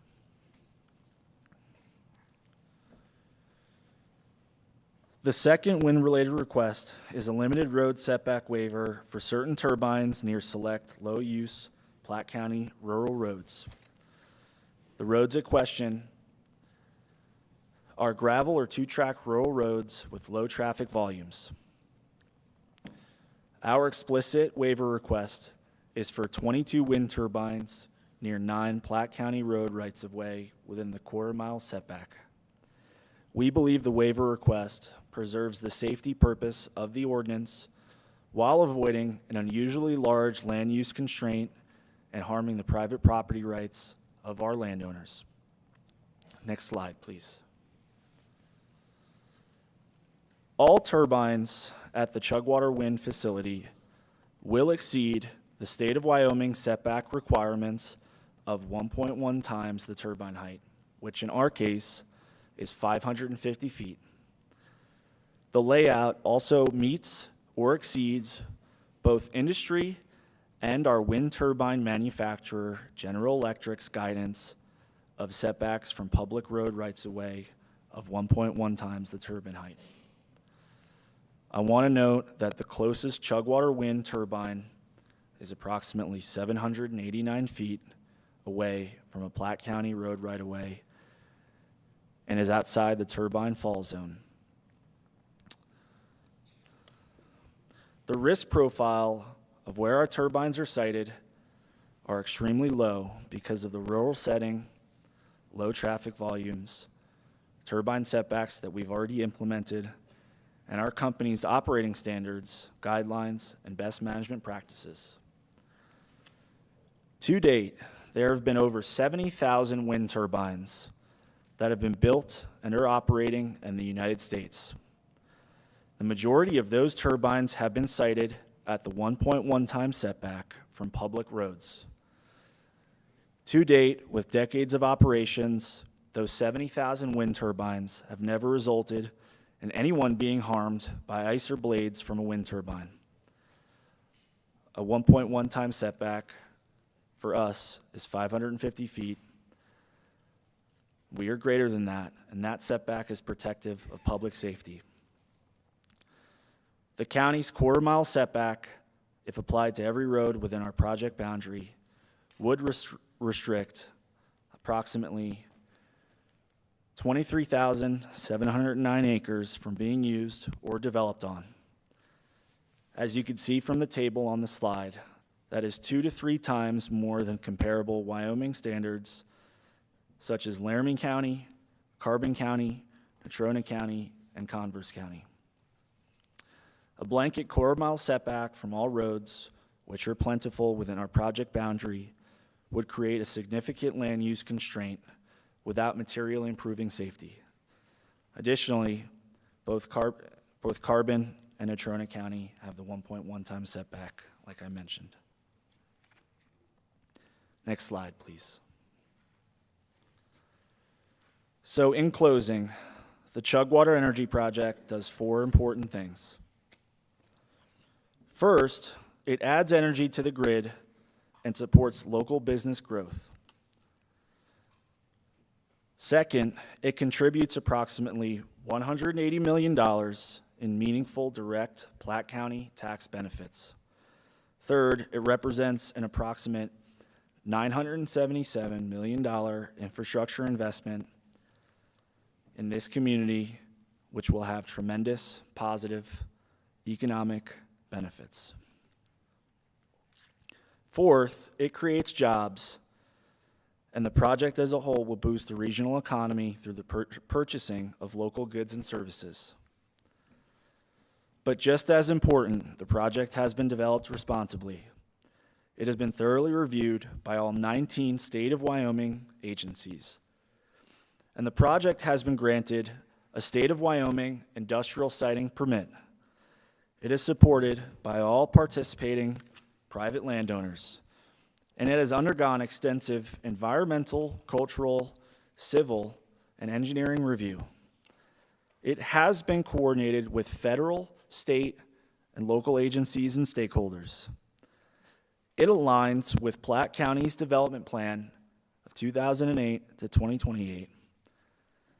And the project is being advanced by a company with the financial and operational resources to build, operate, decommission, and reclaim the facility at the end of its useful life. For those reasons, we are respectfully requesting your approval of the Chugwater Energy Project permits and the associated requests before Platte County. I sincerely appreciate your time and the ability to visit with you today. My team and I are happy to answer questions or any concerns you may have, and the team that is situated behind me to the left is prepared to address any technical, environmental, engineering, safety, and permitting topics in more detail. Thank you again for the opportunity. Thank you, Mr. Bianchi. At this time, we'll take a little break and we'll reconvene at 11 o'clock.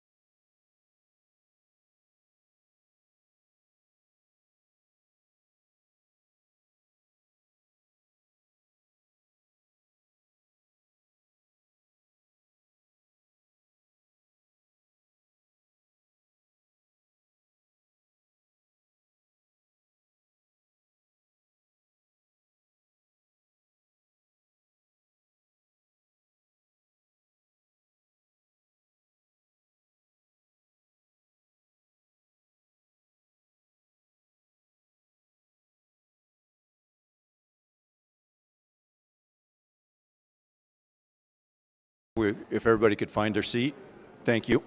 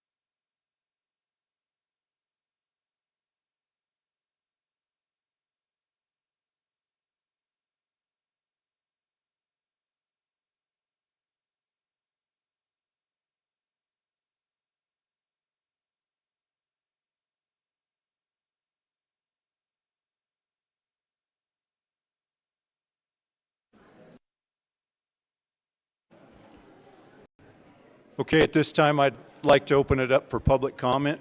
Before I do that, I'd like to just reiterate that we would like you to sign in, and that's for the purpose of Clerk Irvin's minutes, so that we make sure we have your name and spelling correctly. So at this time, do we have any public comment?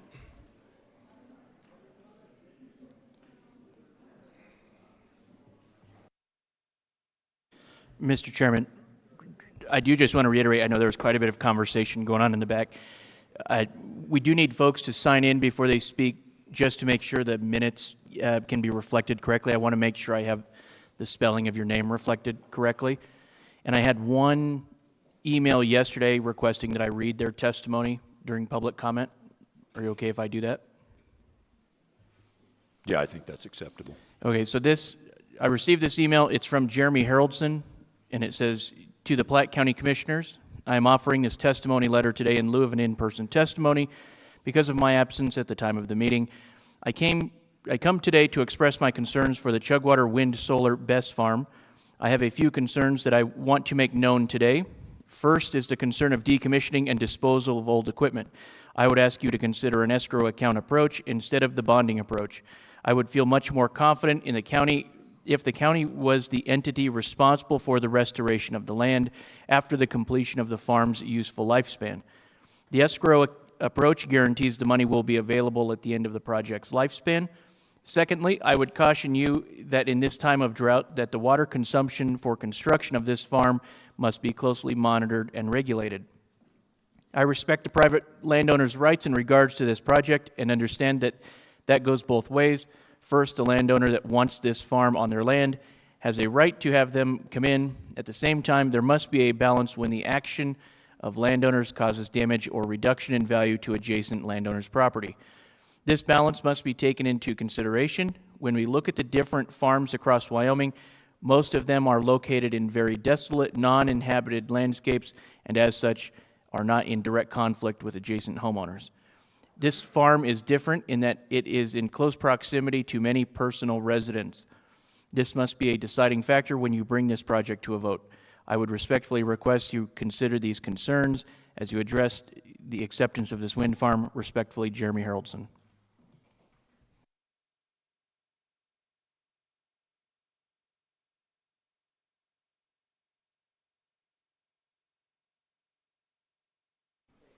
Okay. My name is Roy Burt. I've lived in southeast Wyoming for all of my 64 years, and slow up there. I just want to say that I wholeheartedly agree with what Jeremy Haroldson just sent in his note to us with respect to property ownership. But on the other hand, we have to realize that this is a nationwide movement, Father, coming at us from all angles.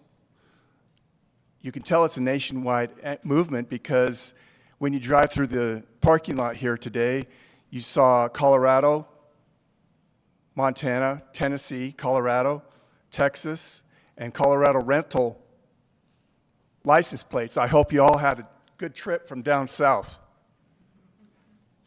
There's a proponent last week that spoke about this project being controversial, yes. But this proponent of the wind green energy plant said that there was controversy with a power plant coming in. Yes, there was in the late 70s. That power plant has given us 45 years of consistent, dependable power production versus what has been stated as an approximate 35-year project of hopefully dependable power production, and 12 employees. Okay, there's no comparison. Nearly 300 jobs from the power plant compared to a 12 of full-time employees that will hopefully live in the Chugwater area.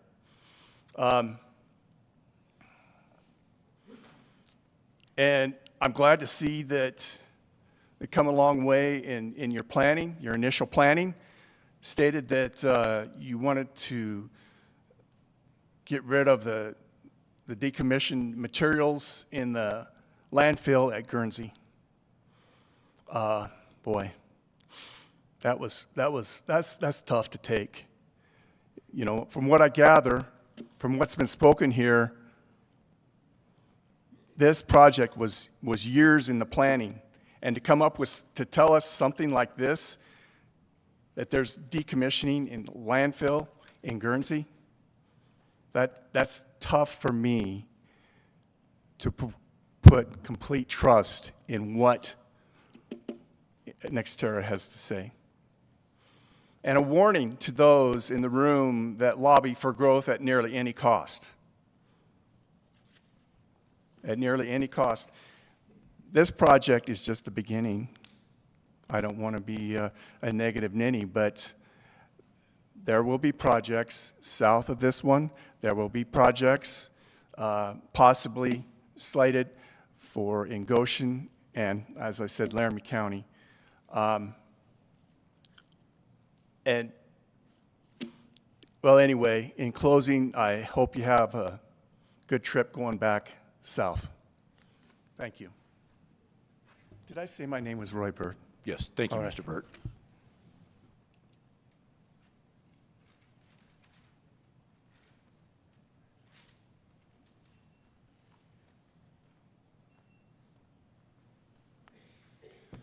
Good morning, Commissioner Shockley and Commissioners. I'm Eric Jones. I represent the town of Chugwater in this.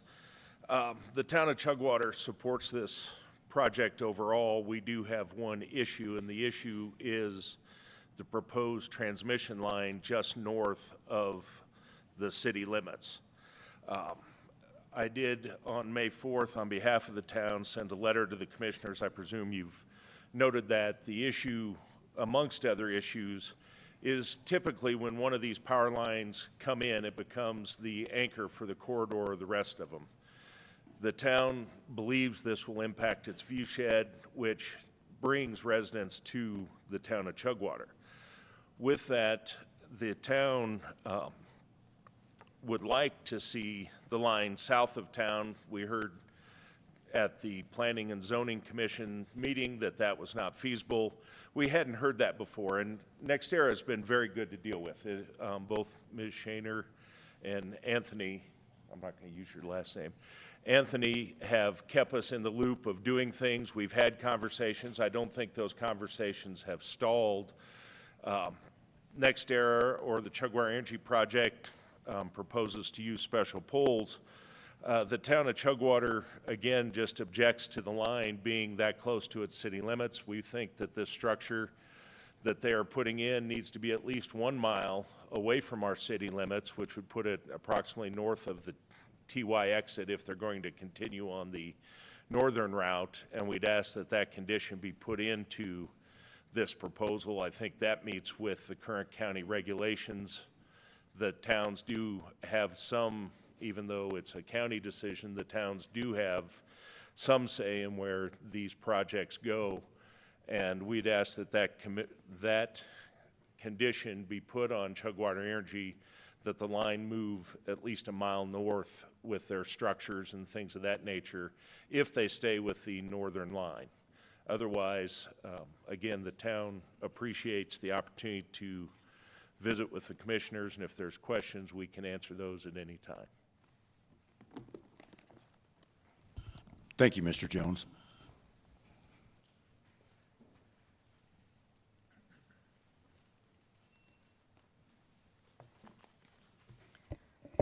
Good morning, Commissioners. Wendy Volk from Cheyenne and the Horse Creek area. I just wanted to bring to your attention a few things. I'm a longtime southeastern Wyoming resident and business professional and someone whose family has deep ranching ties in this region.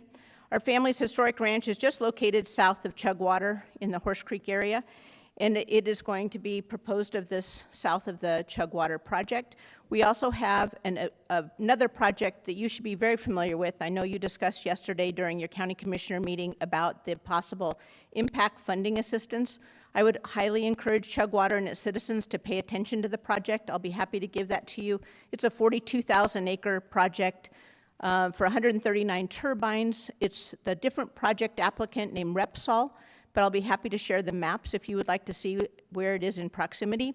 My number one concerns are not theoretical. I would encourage, we look, instead of at these projects individually, we look at a broader cumulative impacts that are developing across southeastern Wyoming. My major concern is transportation and road safety. Just like on this project, the project to the south will be using I-25, and it'll be using the Bear Creek exit. It will also be using the road from Chugwater going down to Iron Mountain and onto Chugwater. That's an unpaved road. There's going to be 300 to 400 workers that will be working at these projects simultaneously. I do think we need to ask these partners, instead of asking for exceptions, for them to help us as a community, because the state has said they do not have additional funding at the Wyoming Department of Transportation for these roads and interchanges and railroad crossings. There will be heavy haul traffic, concrete trucks, cranes, quarry traffic. There is a 600-acre quarry at the Farthings that will also be using that road. My question is this: what binding commitments are being required from developers to address long-term road safety and infrastructure concerns associated with these shared transportation corridors? Will there be enforceable commitments for road improvements, intersection upgrades, dust mitigation, bridge reinforcement, traffic control measures, ongoing maintenance agreements, and long-term financial responsibility for future repairs and emergency response impacts? And who is being responsible if multiple industrial projects overlap construction schedules and the cumulative impacts exceed the current projections? I also believe it's important to recognize that neighboring large-scale projects are increasingly interconnected, yet they are often reviewed separately through different permitting processes. One concern I have is that neighboring projects, including the proposed Laramie Range and the rail tie wind project, were not meaningfully acknowledged during portions of the county site permit discussions. Despite their proximity, their shared transmission relationships, overlapping infrastructure demands, and likely use of common regional transportation routes. That raises an important question.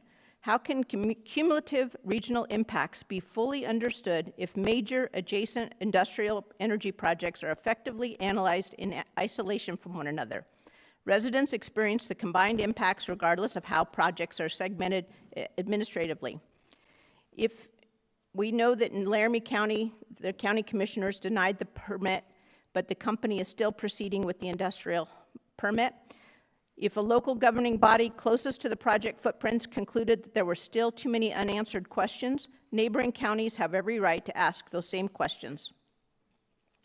And I would just happy to answer any questions. If you would like maps for your consideration, I do think the maps that are in our projects are grossly inadequate. As a real estate professional, I would probably lose my real estate license using the maps, both either for these industrial projects on an 8.5 by 11 piece of paper, I still think is grossly inadequate. People need to know where their property is and where it is in relationship to these transportation corridors. And I'll stand for any questions.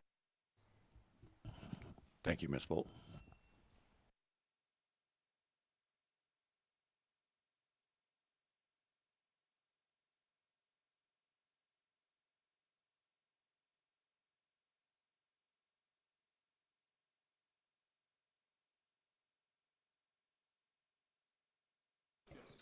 I'm just an old retired English teacher who lives in town. Ma'am, could you repeat your name while you have Oh, the mic? Pat Mitchell. Thank you. You know me. I've watched the progress of this, and by the way, I wouldn't want to be any of you sitting up there. I've listened to both sides. I've watched people as they discuss and wonder how this is going to work. I look at these people here from NextEra, not one of them will be living out there. Not one of them have a turbine in their yard. Not one of them are close to a BESS unit, and they will be gone. And what will be left will be the people who don't want them there. The turbines, I mean, not the people. I hate to use the word bribe, but that's what's happened. Schools, fire stations, hospital, all of this is money to make sure that this goes through. We're paying a county attorney, and now we're paying another county attorney who was not elected and to oppose this whole deal on the side of NextEra. I think it's wrong. Thank you, Mrs. Mitchell.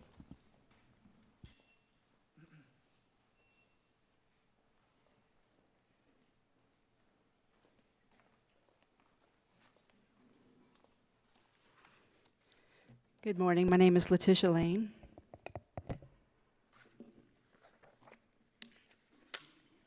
Just going to read my statement that I made.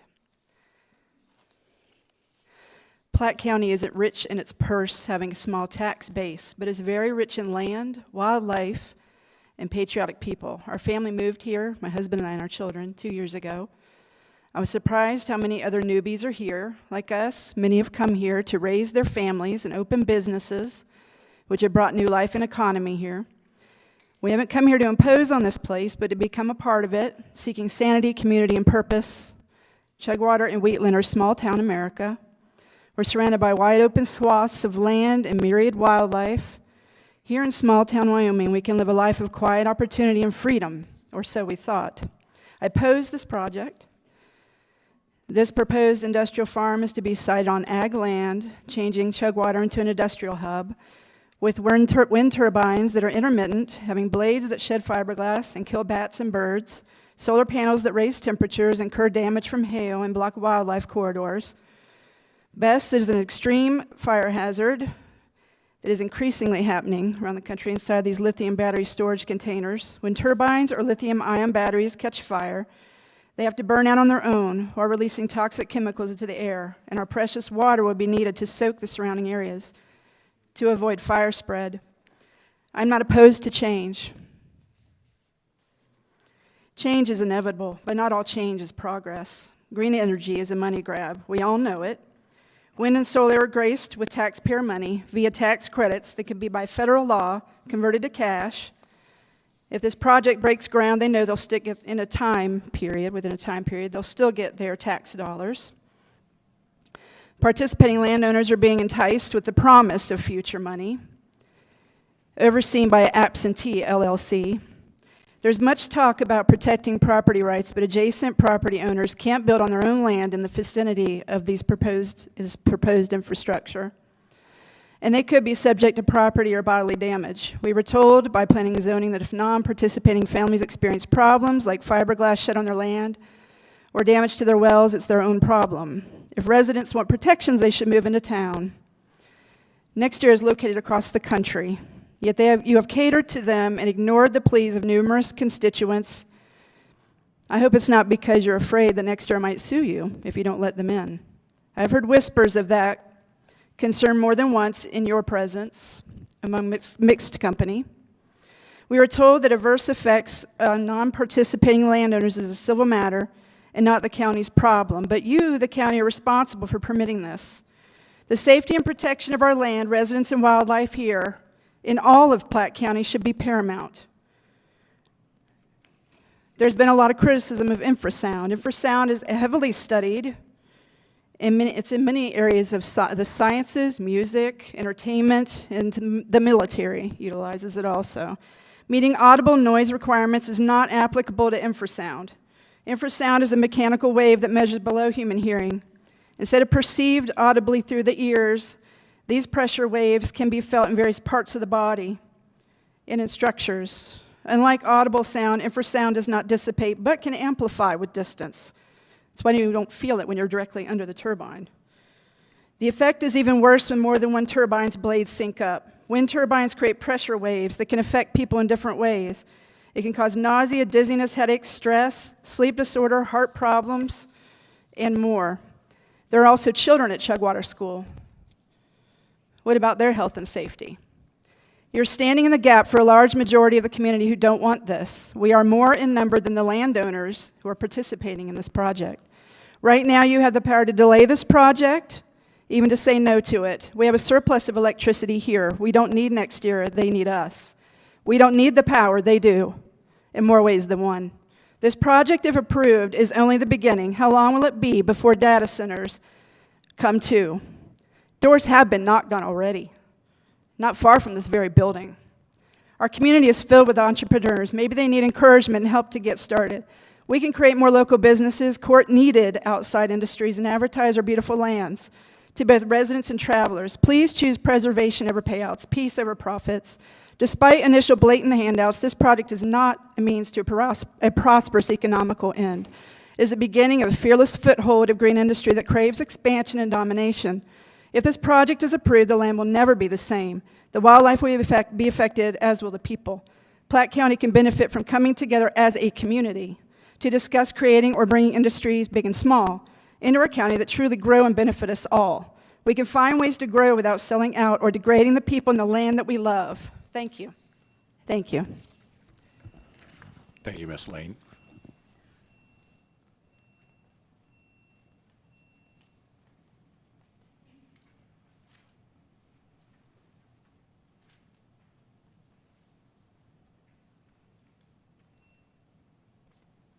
Good morning.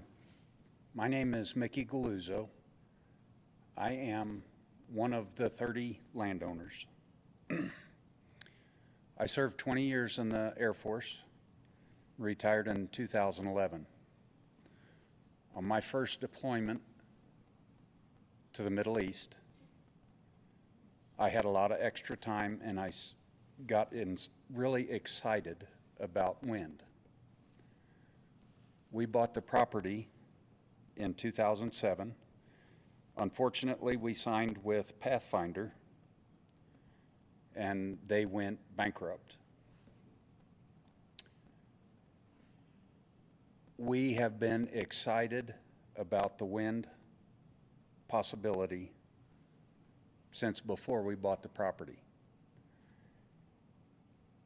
And if people really didn't want wind turbines, they should have bought it the last time it was available for sale. And we are very excited about NextEra. Thank you. Thank you.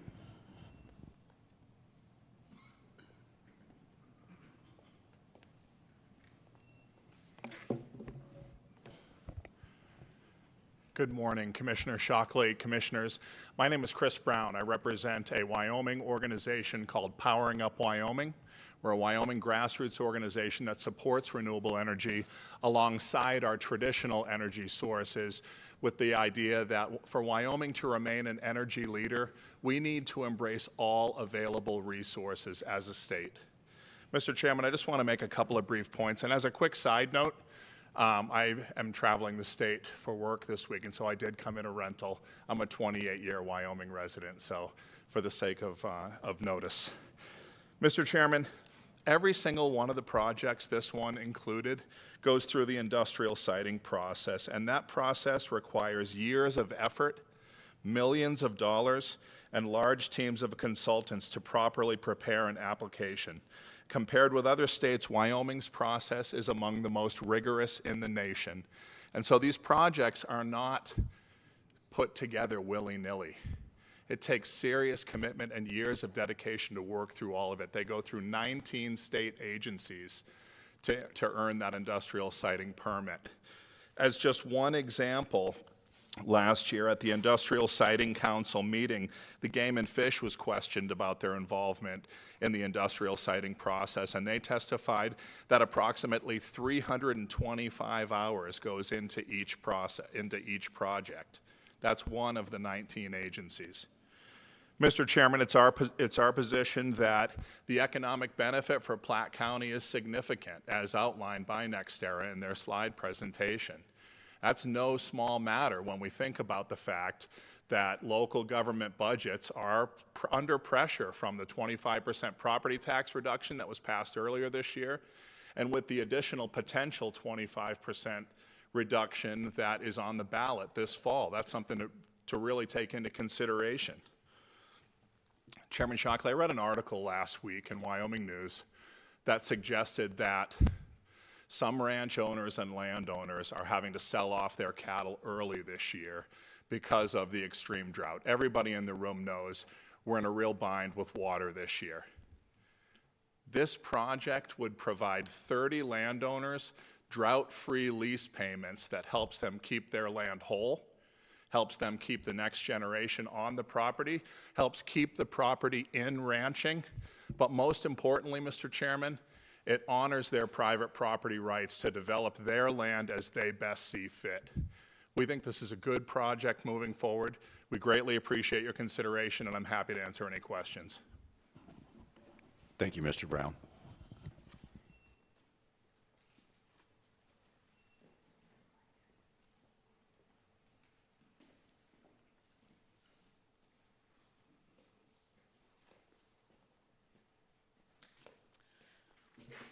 Hello, Commissioners. I'm Philip Ellis, President of Chugwater Economic Development, Inc., which has been for 35 years our economic development agency in Chugwater, but also a rancher from a Centennial Ranch on the south side of this project that is not part of the project, and I do not have a wind lease. Just a quick personal perspective, my ranching family and my Wyoming roots, I have a great-great-grandfather that came with the railroad in 1871. That was a pretty big change for the land in southeast Wyoming. Another great-great-grandfather came in the 1880s and established a ranch on Bear Creek and utilized the open range. That was a big change. Then in 1913, they opened up the dry land, the farming, the farm homesteads, and the Chugwater Flats, where this project is, was homesteaded. That was his open range, but he didn't object. That was a big change for the area. A century after that railroader came in the 1970s, it was already been referred to that the state and the county permitted the Laramie River Station, a big change and an important change for the economy and the tax base of Platte County. And I think it's time for another big change, and that is the Chugwater Energy Project, which will continue us as a resource provider using the land for wind and solar. And we also have the resources of coal and gas and oil compatible with agriculture, and we can provide energy, food, and fiber. And this is a message I've carried in my previous roles as a Cattle Association volunteer. But as Chugwater Economic Development, we appreciate the opportunity for jobs and economic development in Chugwater. We appreciate the tax base that will support the basic services we need, and this will certainly be a boost for our roads, fire protection, that will benefit me as an adjacent and a landowner and as a adjacent rancher adjacent to the project. We appreciate the work done by all the leaders, the Industrial Siting Council, the mayor and the council in Chugwater, the Planning and Zoning Board here in Platte County, and especially you commissioners who have expended many hours in time and energy to think through, recognize opportunity, balance the impact with the general and specific conditions, And so thank you for your service as we come to this project. And we also appreciate Anthony and his team from NextEra. They have listened, discussed, negotiated in good faith to our concerns and to my concerns as an adjacent landowner who is affected in a couple of smaller ways by this project. They've taken some grief from me, and they've listened and returned my calls and worked through issues and problems that might affect our ranch just south of the project. So I appreciate the funds they bring and the capital they bring to develop resources we have in Platte County. So I must speak in favor of your approval of the project with all the specific and general conditions that balance these concerns. Thank you. Thank you, Mr. Ellis.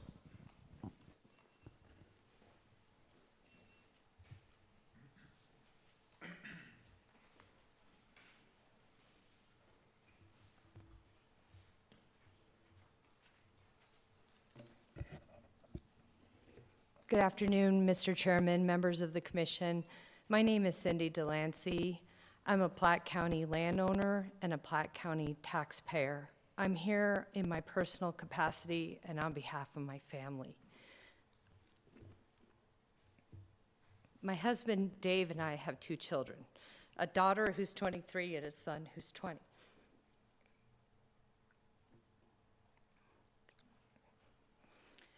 As much as we would love our children to stay on the ranch between Slater and Bordeaux, they don't want to.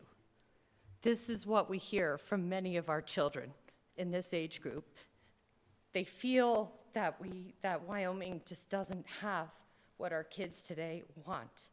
We love running our ranch. We love running it together as a family.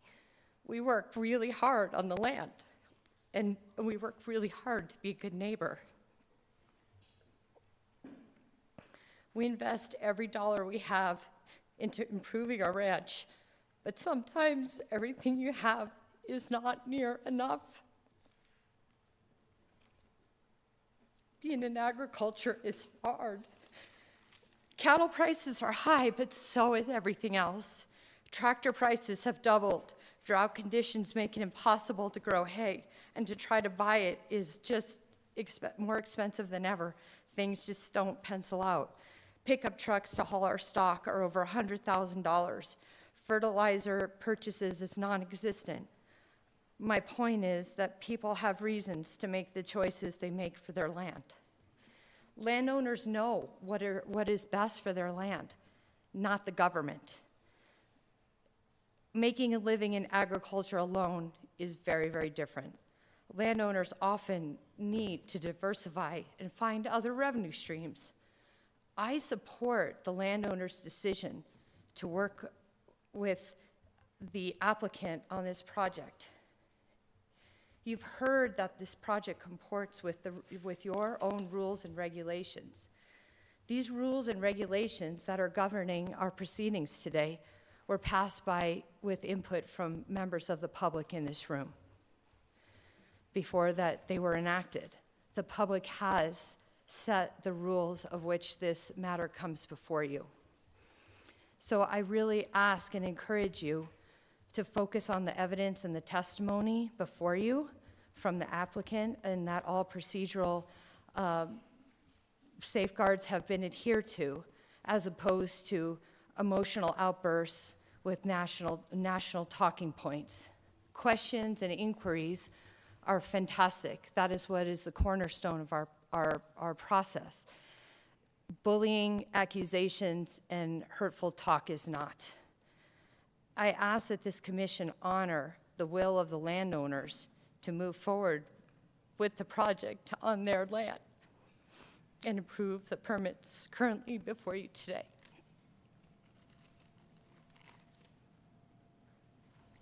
Thank you, Ms. Delancey.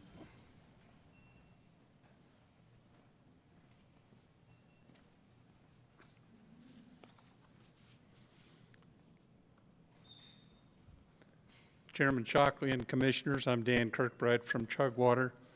I spoke briefly last week reading the letter I'd emailed to both your board and the Planning Zoning Commission on May 5th. Again, today I wanted to speak in favor of the Chugwater Wind Project with a couple of updated observations. Last Wednesday, the Torrington Livestock Commission sold 9,000 head of drought-out cattle, about 8,300 more than it would have normally sold on a May 13th. Despite the lovely rain on Monday, we'll probably sell more than half our 2026 steer crop as well before the month is out. Cattle we would have normally fed on paid-for grass until August or September. I think much of the appeal of the wind turbines to our ranch when we first signed a lease 13 and a half years ago was the idea that it diversified our income, giving us a decent check for times like these. Money that couldn't be taken from us because of too little rain, too much snow, too much wind, too big of prairie dogs, too many soap weeds, or unpredictable markets. The wind project will reshape some of the landscape east of Chugwater with an industrial feel that is not a perfect fit for everyone, but we think it should go forward. I have a friend who bought out his disinterested sister's half of their ranch with the proceeds from the turbines on his land. When another friend contracted for turbines, he no longer had to contemplate subdividing his property. Turbines have their place. I talked to a friend of mine who is a commissioner in another county that has turbines. He said that property tax kicked in immediately with $2 million in wind tax in addition after the first 3 years. He thinks the inflation factor review built into the Industrial Siting Council reclamation bond is valuable and has found NextEra good to work with. Surely Platte County and its special districts stand to benefit from the enterprise. In addition to the protections developed at the Industrial Siting Council meetings last winter, our family did its best to protect ourselves from damaging impacts to the land in our own lease with NextEra. We share many of the same concerns with others in the room for the welfare of the water, wildlife, and environment in the area, trusting that we have partnered up with an honest outfit that will make good on its commitments. Our ranch bought the acres in question in 1952.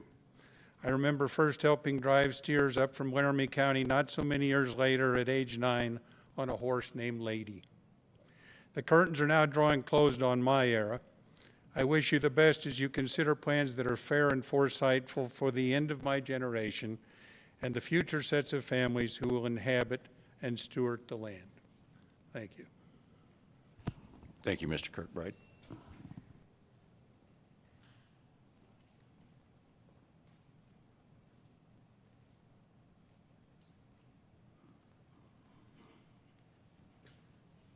Mr. Chairman. My name is Rennie McKay. I'm the president of the Wyoming Business Alliance, and really appreciate you taking this time today to have this conversation. My personal connection to this county is my great uncle was the pastor of the United Church here in the 50s. So this has got a special place in my heart while I live in Cheyenne and I raise my kids down in Cheyenne.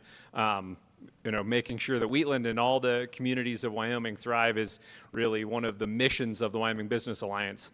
We've been around for 45 years as an alliance, and some ranchers from this county have been important members over the years. And I think as we look at our areas of focus, number one, what we're trying to do is help create the environment for businesses to prosper in Wyoming. And so we dive into that to try to figure out all the policies that are related to trying to have economic prosperity, good jobs, good wages, and economic prosperity. And one of our biggest priorities is energy leadership. Wyoming is an energy producing state. It's so important to the economy, and that's because it does also then ripple out. For our ranching members, we have members from every industry in Wyoming, every size business, every corner of the state. And energy helps all businesses because we're talking about the cost of doing business. Wyoming is fortunate right now to have lower than the region in terms of the cost of power, but that is a really big factor for all businesses. So that's why all the industries come together to support that.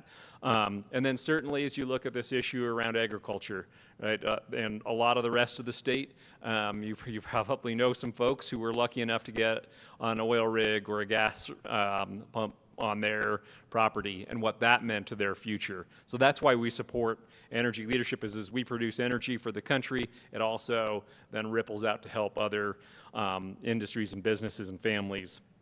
One of our other areas of focus is on the business climate. And so just my last comments for you are, as we look at that business climate, we always want to have that message that Wyoming is a good place to make investments. If we want prosperity here, if we want good jobs here, if we want populations and workforce here, that's such an important thing for businesses who are looking to make investments.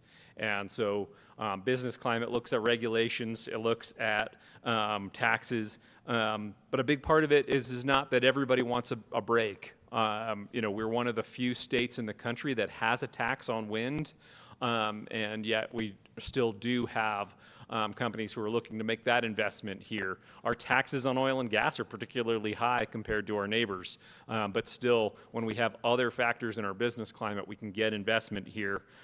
So thank you for all you do and try to make Wyoming and this county more vibrant, to make it thrive, to have jobs here.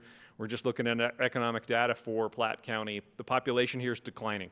The workforce is declining. It's a particularly old county in terms of its age demographics. Trying to attract investment in jobs here is so important if we're really going to be able to have communities thrive. So thanks for taking that on. It's hard work, and I think one of the big opportunities you have is around sending that message of creating regulations, sticking to your regulations, and having that predictability for interest for investments. I think you all probably know this. The county commissioners have that public memo that was produced, and it cites state law that says in 18.5-507 that once a wind or solar energy facility zoning certificate application complies with the county's zoning regulations, the Board of County Commissioners must grant it. Discretionary denial is limited. I think that law was created to create that certainty around investments. So I know you all have to deal with state laws as you make your decisions as well, but I certainly just thank you for taking this on, and again, for all you do for Platte County. Thank you, Mr. McKay.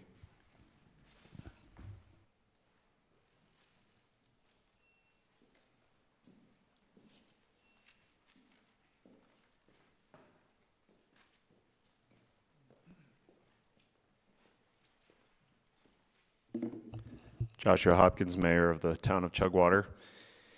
Commissioners, Chairman Shockley, as a decision maker myself, I don't envy your position there today. I haven't prepared any remarks. In fact, I wrote this a minute ago, sitting in that chair back there. I believe our attorney spoke from a technical perspective of what the town would like to see, but I feel it is my duty to more candidly represent the people of Chugwater and express the value of the Chugwater Valley to our town, and why we are opposed to a power line cutting across the main portion of the valley. Some of you may know that I'm a photographer, and I have been for about 20 years. The number of pictures that I've taken of the view from Old Highway 87, as some of you will remember, heading north through the valley would probably crash a small hard drive. I've watched a fire burn and renew the slope exactly where the power line is proposed to go. Cattle be rounded up along the banks of the Chugwater Creek. I've seen deer and antelope and cattle graze among the backdrop of a fiery sunset as it crests the top of the bluffs. It's truly a beautiful and striking place, with a wonderful preservation of its view that is not very different from what it would have looked like in the Swan Company days. While NextEra has made some concessions in trying to blend the power poles into the background, if we're being honest, there's really no hiding a pole or valley or power lines in the valley, especially when viewed up close, which these would be on a daily basis. As a relatively lower income and very small town, we don't have the money, the federal or state designations to protect our valley like Jackson has of the Tetons and its surrounding lands, and that doesn't mean that the Chugwater Bluffs are any less important to us. We're a humble small town of largely working class people, and we appreciate our small joys between the intense wind, the freezing cold, the sweltering heat of the high plains of that beautiful valley we sit in. I don't believe the town of Chugwater is asking for much. It's not opposing the project, and it appreciates the sincere effort of the company to be a good potential neighbor and to consider our expressed concerns while also trying to develop an industrial project, which I understand is never going to be without complexity, conflict, and very unsatisfying compromise. As the chief executive of the town of Chugwater, I am asking but for the protection of our one real asset and the namesake of our town, the Chugwater Valley, from at least 1 mile of our town boundary as allowed in the Platte County zoning regulations. Thank you. Thank you, Mayor Hopkins.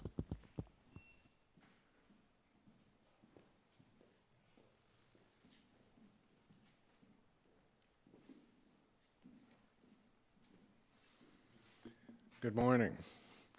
I'm Robert Moxley. I'm one of the landowners that impacted by this, and in fact, I want you to know why we're here and why it's here that we are. And it's because about 15 years ago, virtually all of the landowners on the Chugwater Flats got together and formed a wind co-op. And the idea was, actually the idea was formulated by Grant Stumbaugh, a Wheatland guy who had some forward-looking thoughts about how to improve agricultural income in this day and age. We formed a wind co-op where all of us got together and we offered 10,000 acres for lease. And we put together a steering committee and we had some smart guys working on this to make sure that we formulated a wind lease that was acceptable to all of us. The wind lease provides for royalties to members of the co-op, whether they get wind towers or not. And the whole idea was to make something of our land in a climate where we were losing the ability to farm. I grew up on the farm that's part of this project in Chugwater, and you know, nobody can raise wheat there anymore. Our agricultural economy has gone away. And the impact on Chugwater has been profound. When I was growing up, Chugwater had 5 gas stations and 2 grocery stores and 3 restaurants. It was a very vibrant community. 2 grain elevators. And we need this. We know we need this. I see in the paperwork this morning there's a mention of the dealing with the impact of this wind farm on that it will have on the Moxley subdivision. The Moxley subdivision was required by modern law so that my brother could sell the homestead house that was on the part of the farm that he inherited, and and the reason he needed to sell that house is because you can't make a living farming. And so this whole thing is a boon to us, and it's something that our community needs. You know what? There are no new residences out there. The people have had to move away. You can't make a living there. It gives me some kind of psychological comfort that I don't hate the wind as much.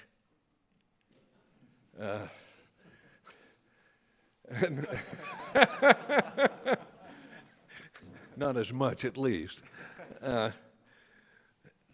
And you know, one reason it's so dry around here is because we've spent decades depending on power that has the side effect of spewing millions and millions of tons of carbon dioxide into our atmosphere. This renewable energy is the wave of the future, and it's something we need. And the economic benefit is something that we need. And so as others have mentioned, this process that you're in is a excellent process. And the Laramie River Station was the first permitted project of any kind in Wyoming when the Plant Siting Act was first introduced. And the evolution of the governmental review of this kind of projects has been excellent.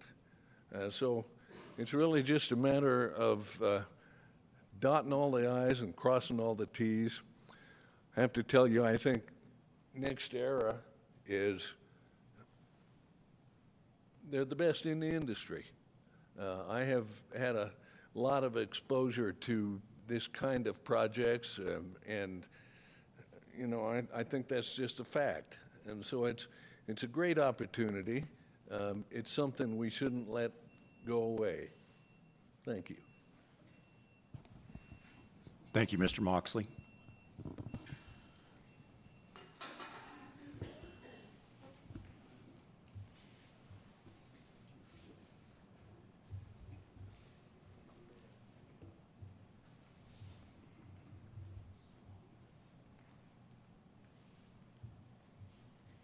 My name is Tambria Martin. I live in Wheatland. And the concerns I'm hearing from people have to do with the drought conditions. And I wondered if any of you could answer my question on how much water is this project expected to need?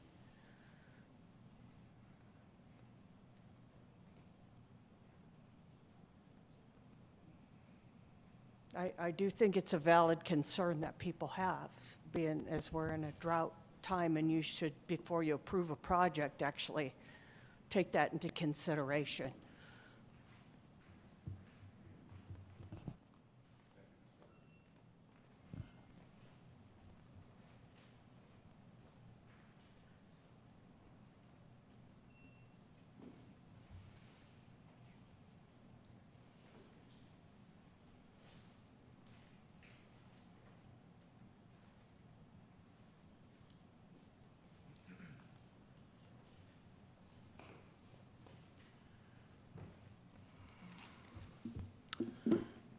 Hello, Commissioners. My name is John Burns.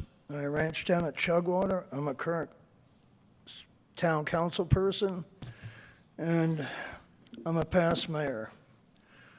I'd like to ask that the county commissioners require NextEra to adhere to Platte County zoning ordinances, zoning regulations, particularly Section 13-20-040, prohibition and penalties. Setbacks. All WEX project structures shall be set back 1 mile from any incorporated municipality unless waived by the municipality. The town of Chugwater has not signed any waiver of this requirement. I ask you to impose this requirement on NextEra rather than allowing them to barely skirt the town's incorporated limits, which the south route, which the northern route does now, within a couple hundred yards of the town city limits. That's what is proposed now. We have not signed a waiver by Platte County's own zoning regulations. Once again, Section 13-20-040, all WEX project structures shall be set back 1 mile from any incorporated municipality unless waived by the municipality. Once again, Chugwater has not waived that setback requirement. Thank you for your consideration. Thank you, Mr. Burns.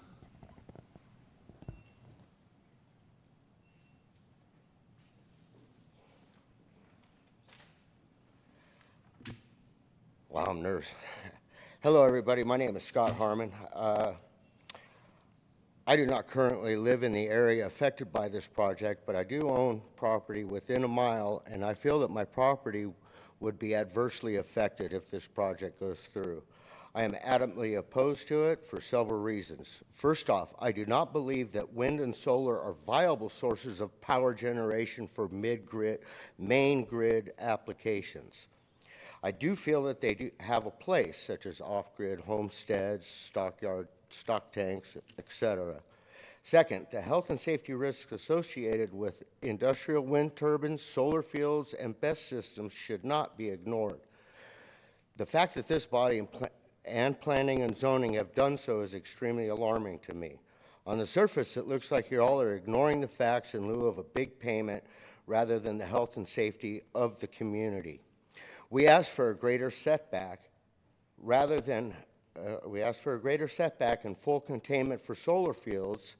You all well know the next large hailstorm could take out every last panel, contaminating the ground for years. One resident was granted a reasonable setback. What about the rest of us? That one exception in itself makes me believe that you do acknowledge that there are health risks, but have decided to let the rest of the people suffer the consequences. There's also been a lot of talk about personal property rights, and I agree that everybody should be able to do whatever they want with their property, as long as it doesn't affect the health and well-being of their neighbors. That, I believe, is a violation of other people's property rights. Another reason I'm opposed to these large wind and solar projects is the fact that they are temporary sources of energy. From beginning to end, the wind doesn't blow, the sun doesn't shine, there's no power. But more importantly, these massive towers are being built only to be torn down 35 years later. That's terrible stewardship of the land and our future. We need to invest in our country's failing infrastructure in a more permanent way to ensure future generations have a reliable source of energy, not just a money-making scheme for today. Speaking of money, I'll probably benefit from this project during the construction, but I would be happy to forego any added business that I may see. My principles and beliefs must come before monetary gains. Unfortunately, at this point, it is pretty obvious that despite public opposition based on peer-reviewed scientific health and environmental studies, this project is going to move forward.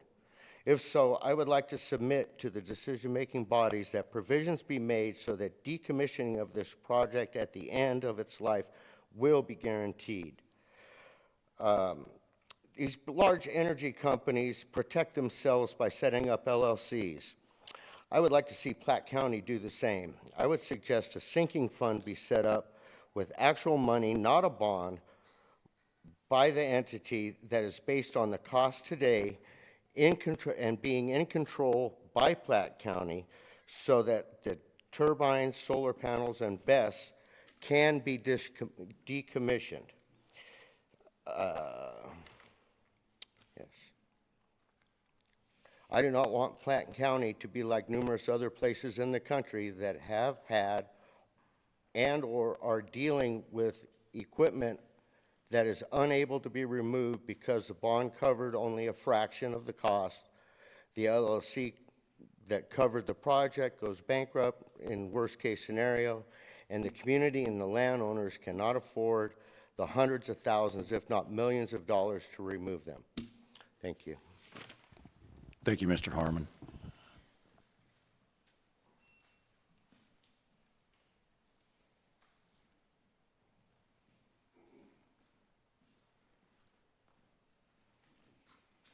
Hello, Josephine Young with Platte County Economic Development. From an economic development perspective, this is one of the most significant private investments that Platte County has seen in decades. We all know the numbers. I mean, nearly $1 billion in investment. The projected tax income alone is substantial, with estimates of over $180 million in direct taxes over the life of the project, along with nearly $12 million in impact assistance funding approved during the construction for local governments and districts. And beyond the numbers, there's real opportunity here for existing and local businesses, contractors, lodging, restaurants, fuel suppliers, trunking companies, equipment operators, service industries throughout both construction and long-term operations. These kinds of projects help strengthen and support the business community already here. I'll never forget what a member once told me, and they were just talking financially, not support. They said, I depend on my business to feed my family, and if I had to depend just on the local population, my family would starve. And that's just really always stuck with me. Platte County needs something like this. I believe private property rights matter. The participating landowners involved in this project should have the ability to responsibly utilize their land while still going through the proper review and permitting process, which this project has done extensively. So I believe this represents a significant opportunity for our communities and deserves thoughtful consideration for Platte County's long-term future. Thank you. Thank you, Ms. Young.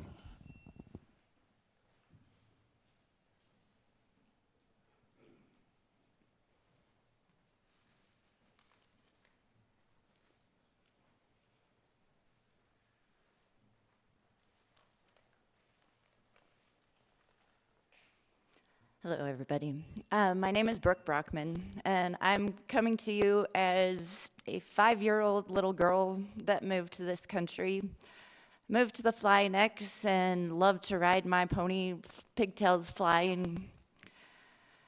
I didn't plan on speaking, but I'm going to take us down a little bit of a memory lane. I grew up here. I graduated high school here. I left. I checked out the world, thought Wheatland was the most horrible place. Platte County was just a dead end. Somewhere along the line, something clicked, and I realized what this county and this community had done to raise me. It wasn't just my mom and dad.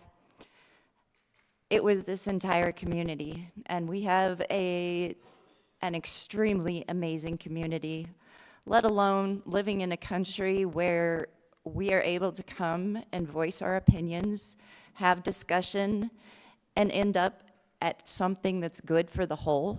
Probably not going to please everybody, and somebody's always going to go away mad.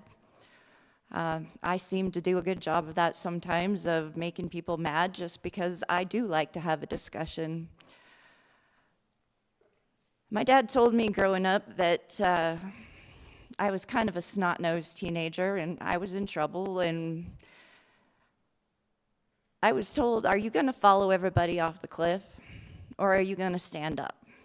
Like, well, I don't really like speaking in public, and I think I'll just stand in the background. But I was also told if I was going to complain, I better be willing to do something about it. I really stand on that principle, and there are a lot of things that I think need to be changed in the world, but unfortunately, I don't get to have all of that. But I do think that hopefully I can make a difference and be a leader in our county. Not because I'm right, but because having gone away and come back, I learned that there's way more out there, and there's a lot more to everything than there seems. When I came back, I was mad. I don't like this. I don't like this. I'm not happy that Mini Mart's gone and I can't go get my bubblegum ice cream. This building is another example. I loved that 4-H building. Do you know how many hours I spent in that? Do I miss it? Yes, absolutely. But this is a beautiful building that has the potential to bring income and be utilized to a great capacity, not only for Wheatland, but for this entire community and the state. Since coming back, I have gotten involved, and I kind of wear a lot of hats. My husband and I don't have any kids, but we have some pretty amazing kids growing up here. And we've lost a lot of people, and I've seen our community kind of shut down for a while, but I think we're waking up. And I've done my research. I'm not the smartest one, but there's good character, and there's lack of character. And over the last 2-3 years, I've had the opportunity to get to know some of these bigger companies. There's the ones that'll come in and walk over the top of you, and they want to make money, and that's it. They don't care about you. They don't care about the land. They don't care about anything but that bottom dollar. I think we're fortunate to have NextEra and some other opportunities from other businesses coming into this area that care about us, have taken the time to do the research. Unfortunately, I'm having to learn all about the industrial siting and all this permitting. Heck, I even know what the commissioners have to go through, and I hope it doesn't have to be me. So I'm thankful for those that have stepped up to serve, and I am glad that we have the opportunity, but I do challenge all of us to look at the big picture. I don't have to like it, but if it's good for my community, I totally support it, and I'm happy to have people that stand up and companies coming in that do the same thing. And I appreciate everybody and the time taken for all of these considerations. Thank you. Thank you, Ms. Brockman.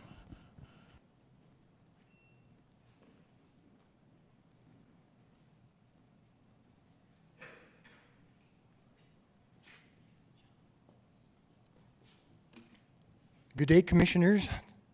John Voigt, Chugwater. You can find me at the Centennial Ranch west of Chug or in Sunrise, chasing rocks and archaeologists. I'm a little bit nervous. I don't normally appear in front of this many people unless I'm singing for somebody's funeral. But what I'd like to do today is talk a little bit about property rights and common sense. 20 years ago, I was a strong advocate for wind energy. But over time, I have changed my mind almost completely, like many others, for a host of good reasons. I want to speak quickly today about property rights, common sense, and not so much about money. I think we're focusing too much on money and not enough about property rights. Property rights is the backbone of our system, and when I hear somebody say, it's their property, they can do with it what they want, it's clear to me they weren't paying attention in freshman civics when we should have learned that our rights end where our neighbor's chin begins. Its property rights were absolute. I could store nuclear waste in my pole barn, or I could build a 10,000 head feedlot right next to town upwind, or I could start a mechanic and odd body shop right across the street from you in your upscale neighborhood, but I can't do that because I'd be infringing on your property rights. And if property rights were absolute, we wouldn't be here today. We wouldn't need planners. We wouldn't need planning and zoning commissions. We wouldn't need commissioners because most of your work involves the granting and restricting of property rights. The people elected you and gave you the authority to make these decisions, and they expect these decisions will keep them safe, and they expect these decisions will be lawful, and they expect that these decisions will be fair and just. It's my opinion that the non-participating neighbors to this project are taking a lot of hits to their chins. Shadow, flicker, noise, night lights, all punches to the right for quiet enjoyment of their property. Loss of the unobstructed views they enjoy, more fists. Potential health risks, more fists. Even the Industrial Siting Council unanimously agreed there are potential health risks, and they agreed to further setbacks, but strangely, for only one party. That's still a head scratcher for me. Another point, what about the loss of property value? A big fist to the chin. People prefer not to live near these turbines. People have already left the community, more plan to. And you, the commissioners, have the authority to choose winners and losers. And no matter what you decide today, the community of Chugwater will be a loser. This is true because there's a lot of anger, a lot of animosity. Neighbors are not talking to neighbors. The community is fractured, and it may take years, if not generations, to heal. Very unfortunate. Okay, another topic, battery storage. The BESS system has never been installed in Wyoming. Wyoming has no regulations. Platte County has no regulations. In fact, the citizen committee to create these regulations has not even been formed yet. In short, the plan today appears to be to permit a potentially dangerous and hazardous technology without any regulations. So where's the process? Now, when I bake brownies, the first thing I do is go to the store and I buy the flour and I buy the eggs and I buy the sugar and all those ingredients. I go home and I mix them and I measure them. I grease the pan, I put the pan in the oven, turn on the oven, I bake the brownies, and then I eat them. To me, what we're trying to do here today is eat the brownies first, and then we're going to go buy the ingredients later. This is not right. It's not the correct process. Let's tap the brakes a little bit and do this the proper way. Form the citizen committee, let them research and form the regulations with the planner, let the planning and zoning review it, fine-tune it, and get the proper public input. Then let the commissioners approve or disapprove the regulations, permit or not permit the siting of the BES. Now, NextEra claims to be a good corporate neighbor and wants to do things right. Their third slide said they do it right. So let's oblige them and let's do this the right way. Let's create the regulations before we even think about permitting. Let's tap the brakes a little bit. Let's bake the brownies before we eat them. A lot of talk about the economic viability of this. If wind farms bring jobs and economic viability and community vibrancy, then Rock River should be Wyoming's Shangri-La with gold streets. It is not. I would suggest that somebody, if you would like to know, just take a little trip to Rock River and witness the vibrancy yourself. Thank you very much. Thank you, Mr. Voigt.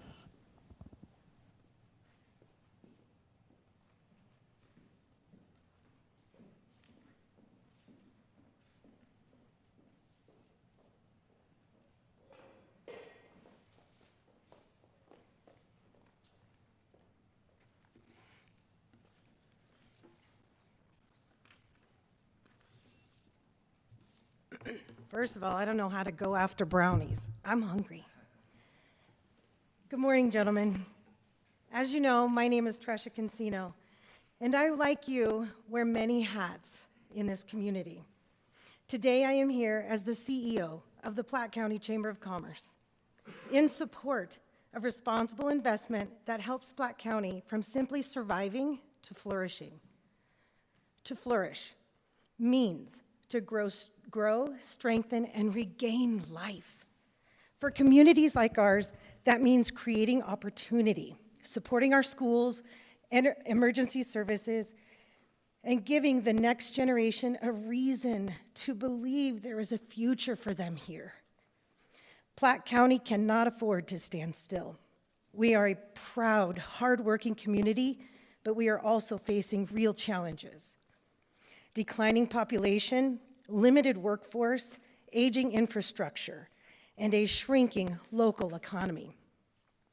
Responsible companies like NextEra Energy Resources bring more than a project. They bring partnership, investment, and the possibility of renewed momentum. In my personal experience working with NextEra Energy Resources, so far, their words match their actions. They have shown up, listened to every complaint, concern, answered phone calls, returned phone calls, supported local efforts, and demonstrated a willingness to be part of our community in meaningful ways. Trust is not something a company is simply given, any company, especially in our community. It is earned through consistency, kept through accountability, and strengthened when actions continue to reflect the promises made. From what I have seen, NextEra is working hard to earn and keep that trust, and we believe that they will. Supporting thoughtful development does not mean forgetting who we are. It means protecting what we love about Platte County while also making room for the future.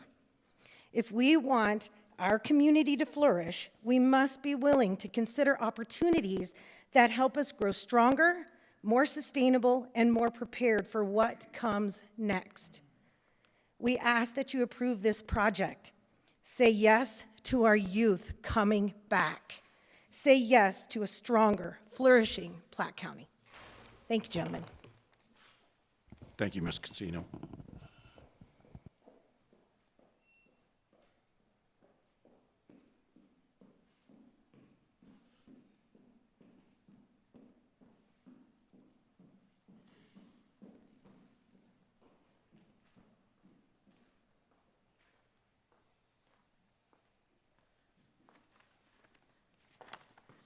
Good afternoon, gentlemen. My name is Mary Meyer. I am a citizen of Platte County. And before I read my prepared remarks, I would like to comment on the presentation that we received from the gentleman from NextEra. Man, was I in awe. What a blessing. What a gift from God. He laid it all out. It was right there. And then I Googled NextEra Company, sitting there while he was speaking. And what I found out was that NextEra is involved in pushback, in conflict, in litigation, in lawsuits from Oklahoma to the Carolinas to Florida, to where they recently settled an $8 million lawsuit because of mismanagement of the retirement funds to their employees, back up to Minnesota. And I don't want to know, quite honestly, how a green energy company can get in trouble in the liberal state of Minnesota. My heart is filled with anger when I see what is happening to the citizens of Platte County. The willingness to put profit over the known and documented dangers of this project, in my opinion, is inexcusable. My heart is angry because I absolutely believe that if this project was going up in any of your backyards, your voting would be different. Yes, there are ways to raise revenue for Platte County. Lucinda Houchins said as much in her recent letter to the editor in the Platte County Record-Times. I would like to remind you, or perhaps inform you, that you do not only answer to the people of Platte County, you answer to God. The people voted for you, but God appointed you. He appointed you to fill this position. He appointed you to be stewards and caretakers of Platte County, not to exploit it. It's your duty to seek God's will, not NextEra's, not the Platte County Chamber of Commerce, not the Platte County Development Center, or some absent carpetbagger landowner. God knows our hearts. God does not deal in rationalizations and justifications. He knows the motivation behind our hearts. Did you ever wonder why Cain's sacrifice was not acceptable to God? God knew his heart attitude, and he knows his motivation, just like he knows mine, just like he knows everyone in this room. You, like me, like everyone else, will be held accountable for every action, thought, and word in our life here on earth. I wholeheartedly believe, due to the insurmountable evidence given by Catherine Stevens and others, that you are doing right that is in your own eyes, not the Lord's. Now, you can look at me and smirk and berate me and give me that, oh, she's a holier than thou look, and that's fine. But the bottom line is, it doesn't matter if you believe, it's your choice. It doesn't matter if you believe that Christ died for your sins according to the scriptures, and that he was buried, and that he rose again on the third day according to the scriptures. God is very clear when he says that every knee will bow and every tongue will confess that Christ is Lord. This is a certainty. How can I say that? I can say that because the Bible has accurately foretold events in detail many years, sometimes centuries, before they occurred. Of the approximately 2,500 prophecies that have appeared in the Bible, 2,000 have already been fulfilled to the letter. No errors. Scientific data has proven that the odds for all these prophecies having been fulfilled by chance, without error, are less than 1 in 10 to the 2,000th degree. I suggest we take these numbers to the bank, because in the end, that is all that we have. Thank you for your time. Thank you, Ms. Myers.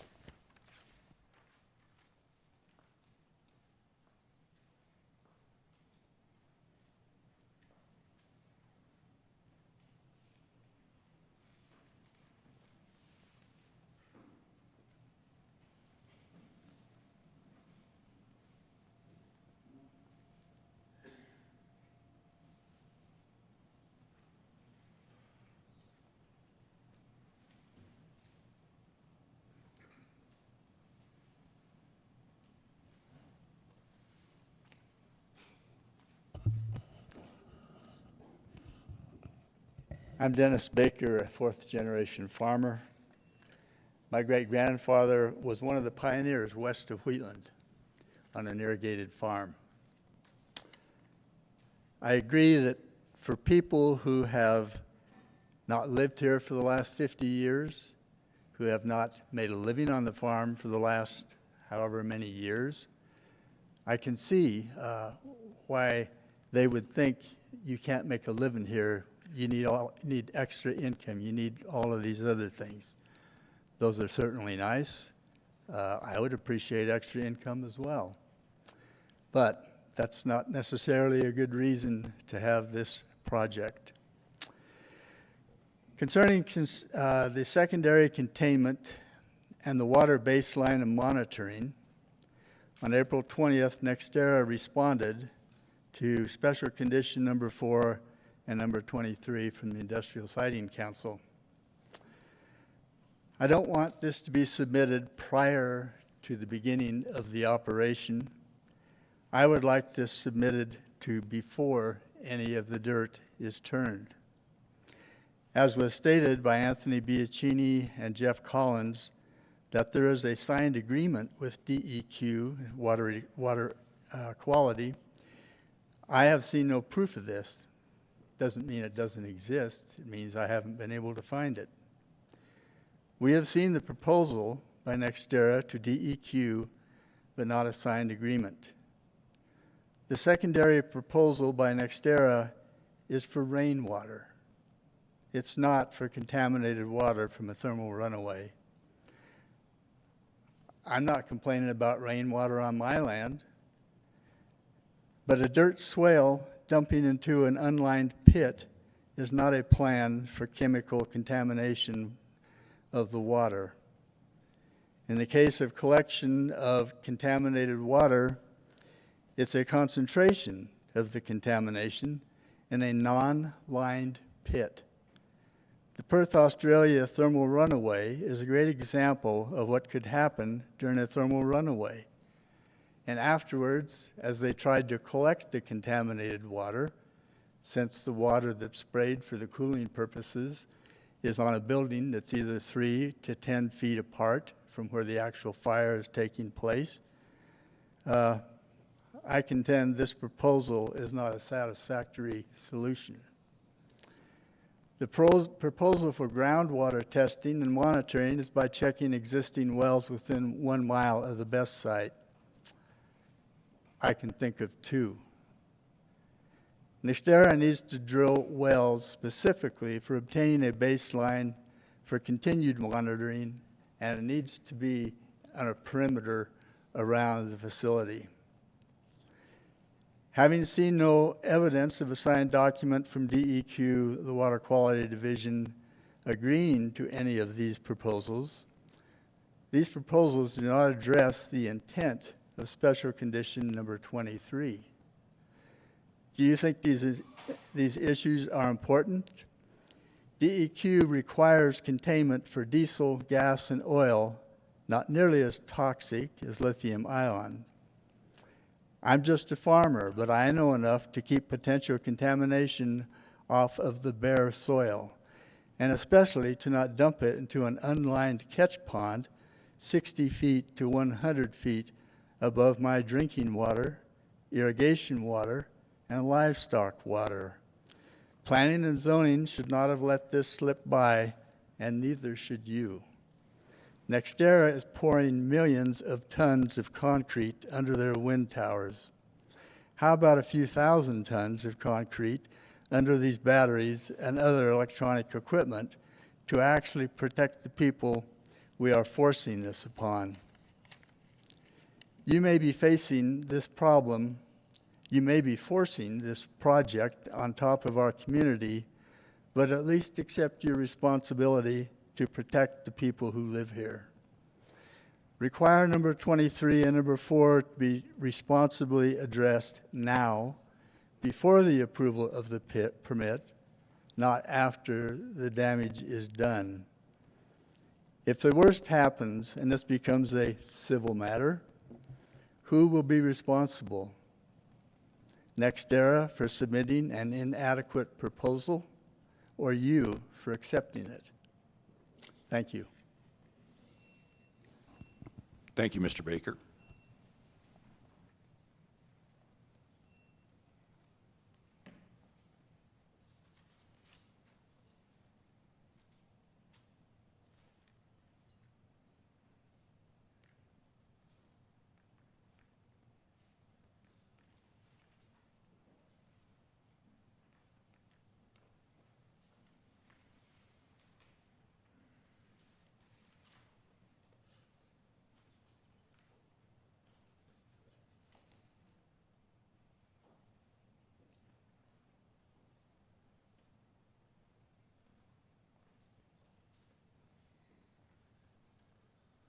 Good morning, Commissioners.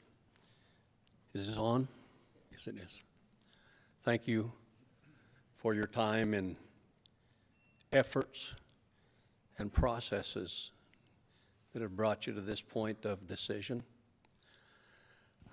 I'd like to talk a little bit about history. Could you please state your name? I appreciate the comments. My name is Jim Lerwick. Thank you. I appreciate the comments of Mr. Kirkbride and Mr. Ellis, who we've known for years and years, and the histories of their families. My grandfather was an orphan. At the age of 17 in Norway, he negotiated with a ship captain because he had no money to work his way to America. In 1907, he established a homestead in Albin, Wyoming, and there his wife, who he married a year later, or 2 years later, they raised 8 children. He only lived long enough to see the oldest sons in their teenage years, and his youngest son at 10. He was sick with the impact of the 1918 flu for 7 years prior to his death. And he left a section and a half of ground with 3 teenage sons and 5 other children to make their way. I am fortunate to be the 3rd generation in that lineage, and my grandchildren who are entering the farming practices are the 5th generation. We established the farms in Laramie County and in Kimball and Banner counties as the farms grew over those generations. And in 1996, we purchased the property of one of my father's very good friends, the Winbergs, because their family could no longer sustain the goals and had no one to take over that farm. We have hopes that grandchildren will establish themselves and raise their family here in Platte County. So my thoughts are a little bit about some visions. Can you imagine the feelings of the native residents when the first horse came to Platte County? Can you imagine the feelings of those same individuals when they saw fire come out the end of a rifle? Can you imagine the feelings of those that were ranching this country when the first steam engine pulled 12 bottom plows and turned the sod upside down? All of those things were change. All of those things were either appreciated or despised. And it wasn't a consensus, it wasn't everyone on the same page. We believe that every time there's opportunity, there will be those that see it as opportunity and those that see it as something less than opportunity. Good communication and good understanding is the key to these issues. And I appreciate the work that you've done in hearing every voice and seeking to meet the needs of the most of the people that will be impacted. We understand that the grazing opportunity in Platte County on the farms that we started putting together here in 1996 is the best option in agriculture. We also understand that this opportunity for Platte County and for us as landowners enhances that in multiples. And we know that that opportunity has been available to almost all, and we respect the decision of those that have chosen not to be part of that. And we believe that it is probably reasonable for others to respect our decision as well. And as I said in the Planning Commission meeting, I hope that time heals whatever wounds there are, and we want to do our part in that process. Thank you very much. If there's any questions, I'll answer them. Thank you, Mr. Lerwick.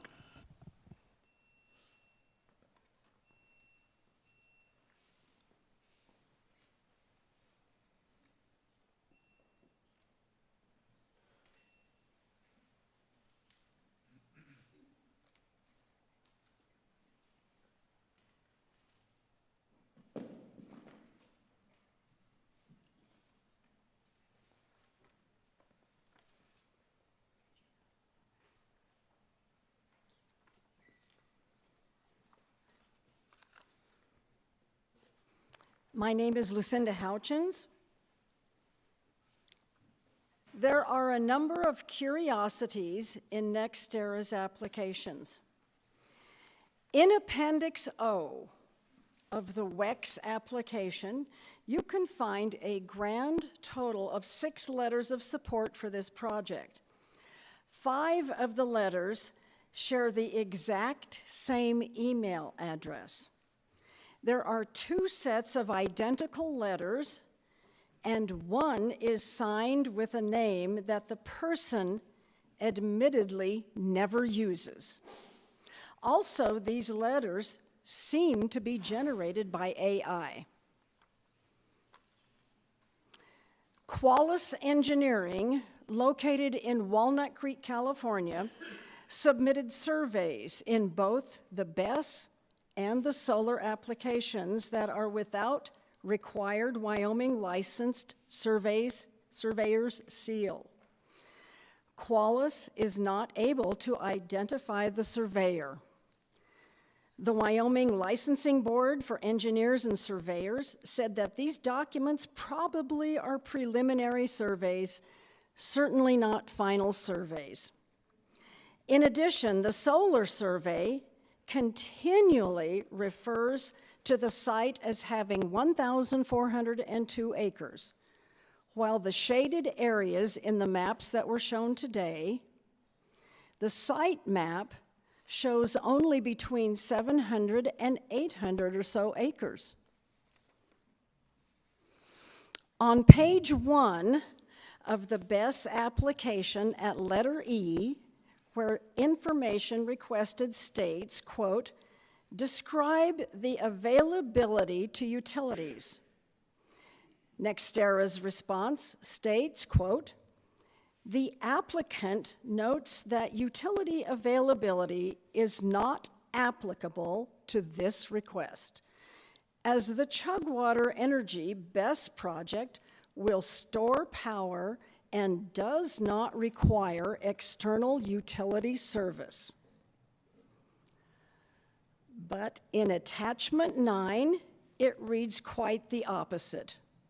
Quote, "A dedicated auxiliary power service will support HVAC when the BESS is idle."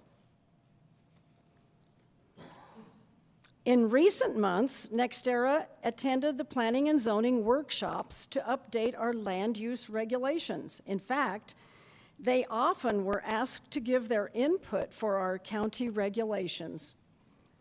I find it curious when nearly all of our regulations are the state minimums that NextEra is asking for waivers, even to the older, unaltered regulations. Quarter-mile setbacks on road right-of-ways are for safety. Ice throw can travel from between 1,680 feet to 1,750 feet. Having turbines placed any closer than a quarter mile reduces the safety aspect of that regulation. NextEra is one of the largest wind energy companies in the world. They often boast about how many wind projects they already have in place. They should be able to itemize down to the penny the costs for decommissioning. But by using the AACE Class 5 estimates, they are only able to provide ballpark estimates. And it's on the chart that you have. When you study this chart, you can see they are as far away from full detail or firm price as you can get. Lastly, assurances were made that BESS would never be permitted in Platte County until proper regulations are in place. I hope this promise is honored. Thank you. Thank you, Ms. Hutchins.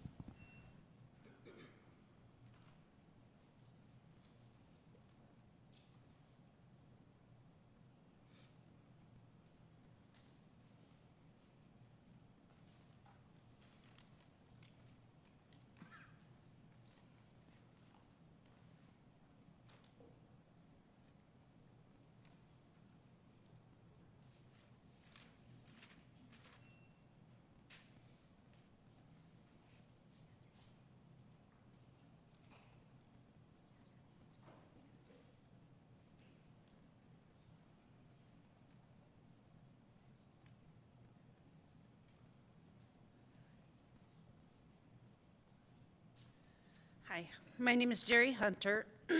I own the Heartbeat Sea Salon in Chugwater in Wheatland.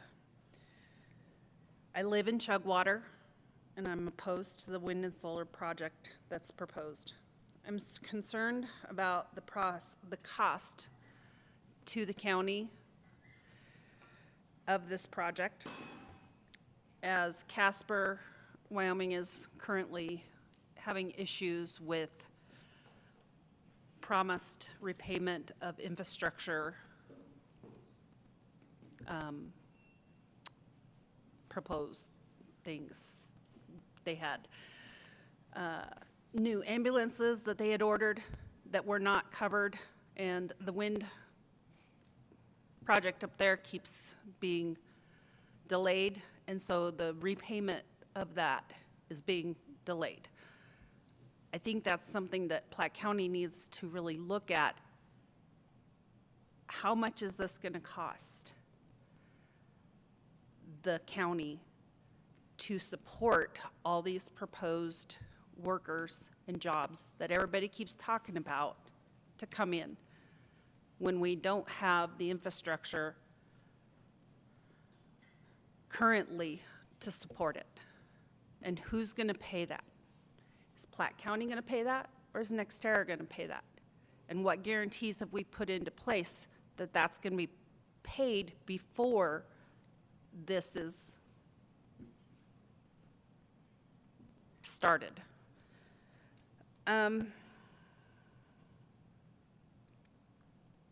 The only issues I've ever had in my business has been with the outage workers from the power plant. I have never had a problem, one, with a Platte County resident. I have had inappropriate and unacceptable problems with the outage workers. So I don't consider those jobs and that revenue as a benefit to my business at all. Thank you. Thank you, Ms. Hunter.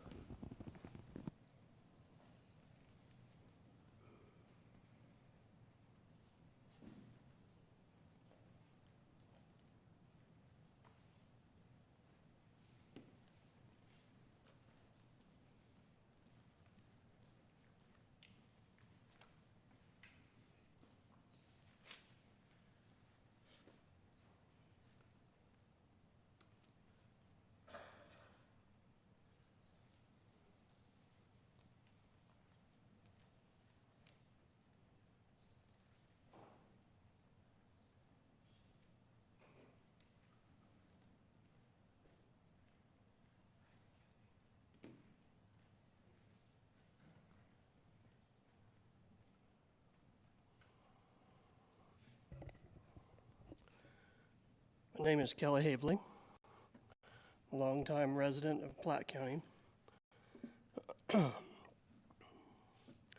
Back in the 70s, my father was in the same position that you guys are in right now. He's the one that nominated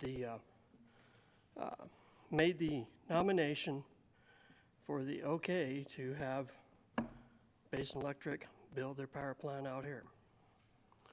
I am a employee of theirs. I run Unit 1, I'm a CRO in Unit 1, is what I am. And how this works with the wind energy in comparison to Unit 1, because Unit 1 goes to the eastern grid, is when the wind energy is able to run, Unit 1 doesn't. Unit 1 either runs down to 202 megawatts or it comes totally off. So, but when the wind does not run, guess what? Unit 1 gets to run. Unit 1 gets to run 560, up to 560 megawatts. And we can do that 24/7. So what I'm seeing here, and what knowledge I have from working up the power plant for the last 17 years, is that this BESS project is the linchpin to making this project work. Because without any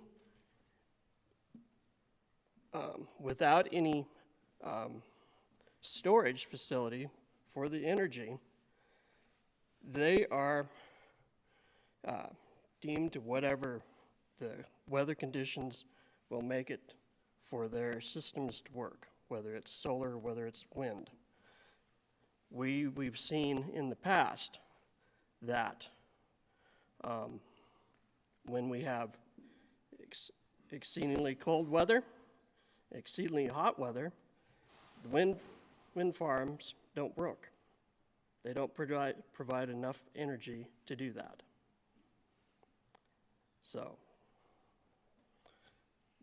that's kind of what I'm thinking. And as far as that goes, is what I would consider is that we need to have proper regulations for the BSS project before it gets built. And that's all that I'm asking for. I agree with everyone else's comments about private property rights and this, but as far as the way that I believe that we need to have proper regulation for the BSS project. Thank you. Thank you, Mr. Haverly.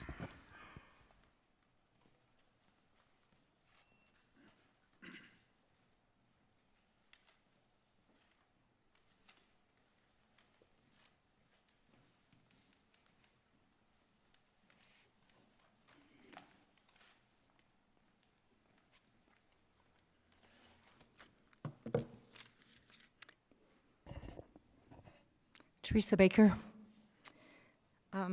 Before I get started on what I intended to say, I would like to speak to a few things that have been said that are not accurate in my estimation. Number one, Dennis and I don't live in a desolate area, per Jeremy's red letter. I think that was the word used. I don't think the plateau up east of Chugwater is desolate. We're a community. And I know I live in Goshen County, but I'm part of the Chugwater community. Another thing that's been said more than once is that during operations, 12 jobs will be created. Many assume people around Chugwater will take these jobs. It's a percentage in their, what they've written, and that comes down to 1.92 people will probably live or have jobs in Chugwater. And I'm here to tell you we've already lost 2 people, our neighbors. So we're already behind in my estimation, and it hasn't even begun. So I wanted to make that clear. And I do have property rights. Everybody does. We live east of where this might go. The prevailing wind will come our way. Okay, so I think that's all right. The application is not complete.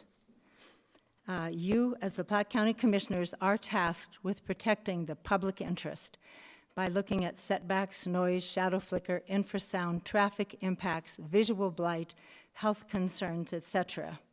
Reading this application is part of your public duty. You, as commissioners, can grant or deny this permit application, depending on whether it complies with the standards of the county. It appears to me you are allowing NextEra to help you lower the lax standards in order for NextEra to comply with the standards. Please don't do this. Platte County already has some of the most lenient regulations in the state. I'm not sure why you wouldn't consider making them even more lax by adding any waivers or variances. Specifics as to why the application is not complete include, within the pages, it still says Goshen County. I live in Goshen County. I want everything that says Goshen County, that shows Goshen County. Goshen County is still in the maps in the Platte County application. It needs to be removed. The applicant does not claim to have sent notification letters to at least 2 who should have received them. That's not right. The addresses on at least 3 notification letters are wrong and were not delivered to the intended parties. There are many discrepancies. In writing, things say one thing, and when spoken, it's different. I know it was mentioned around 800 acres for the solar. I have page 53 and page 54. On this, it says 1,402.28 acres, Chugwater solar, total. They're right here, 1,402 acres. During the contested case hearings in Chugwater, it was stated by the applicant, it was said over and over and over, 106 turbines. I kept saying, it says up to 150 in the written application, and this is backed by other places saying concrete for 150 foundation backfills, dismantle up to 150 GE 2.82 megawatt wind turbines, foundation removal for 150, tower site backfill, restoration 150, crane pad removal 150. At the public hearing last week in front of the Planning and Zoning Committee, Anthony Biaschini stated, and I quote, "We permitted up to 150 wind turbines, which is why we kept that number consistent in our Platte County application. But today we have 112, and that's the maximum we are proceeding with." That actually is more than they said publicly in Chugwater. If you go by what is said, the project just gained 6 turbines. What are you to believe? What is said back a few months, what is said last week, or today, or what is actually written in the application? I now believe the written word trumps anything spoken. So just so you're aware of that, what is said is different than what's spoken. As I said last week at the Planning and Zoning public meeting, the health and safety of people should always come before profit for the applicant and tax money for the county. Thank you for your time. Thank you, Ms. Baker. You're welcome.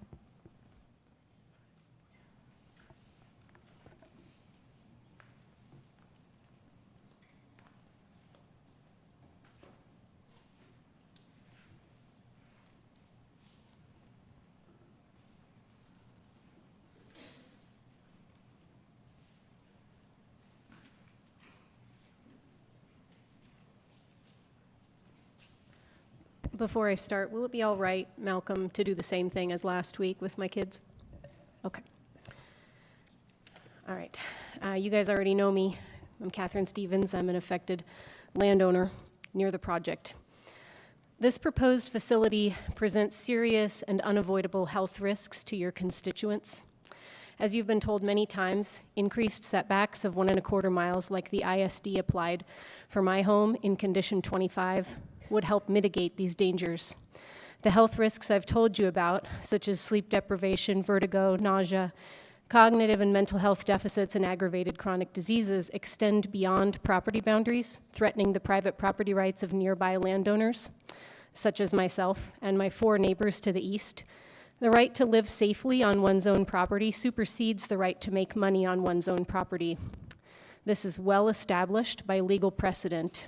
Under both common law and Wyoming state statutes, property owners can be barred or restricted from engaging in activities that cause significant health hazards, even if those restrictions destroy the property's profitability.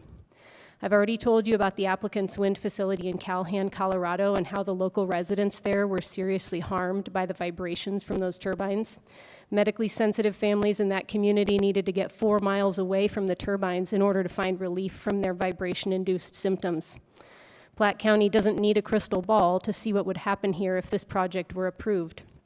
The applicant quoted State Health Officer Allie Harris in their presentation, but she also stated that at the ISD that the State of Wyoming Health Department is already expecting this project to cause harm in sensitive individuals. That's not an endorsement, it's a concession. Back in March, at an ISD meeting, Anthony Bianchini said something to the effect of, "I can't even describe the support we've gotten from the community for this project," which is ironically not really a description of support, it's a lack of a description. Anyway, if he was trying to imply that support is widespread, I'd like to offer my own testimony as a rebuttal. Last summer, I gathered signatures at the fair from hundreds of locals who do not want this project here.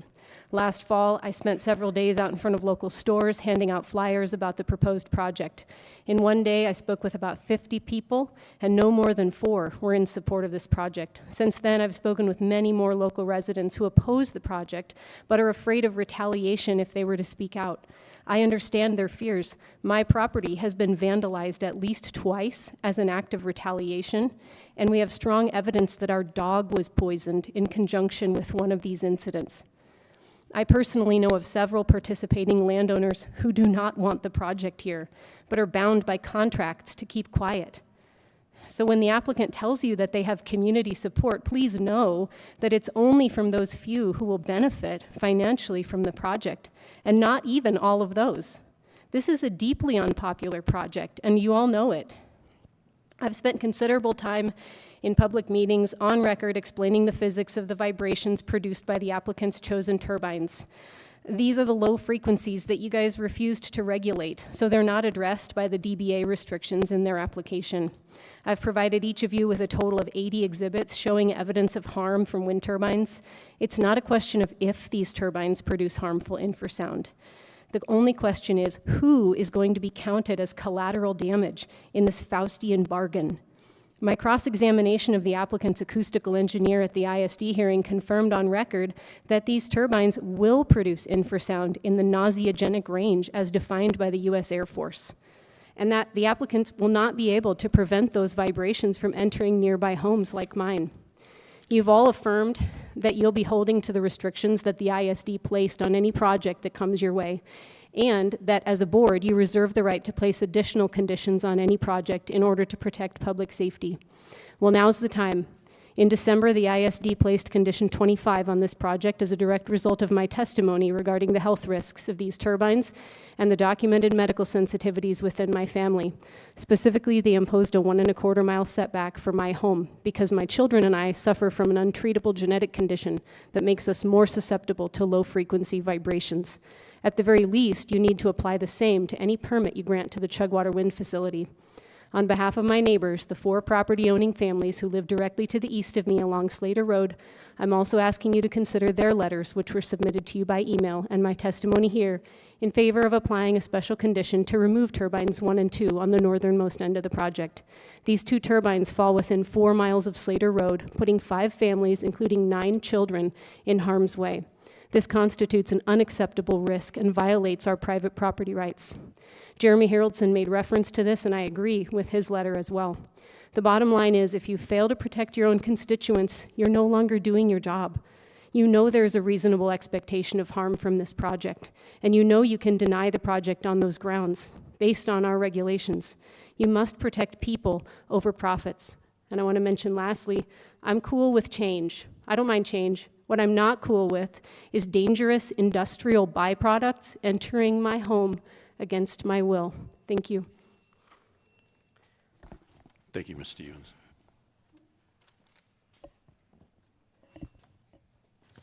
Hello, Commissioners. My name is Junie. I have a short message to present to you today, but I do hope you will listen. First, NextEra cannot be trusted. If I were to ask one of the people back here if human and animal health could be harmed by turbines, I am sure that at least one of them would say that it probably could not be. Wrong. I have seen some of the research myself, and wind turbines can be hazardous to health. If a 5th grader can figure it out, it shouldn't be too hard. Second, NextEra is not a good neighbor. Most of the people who are in support of the project are those who are profiting at least partly from it. But what of the rest of us? You cannot let this project go through.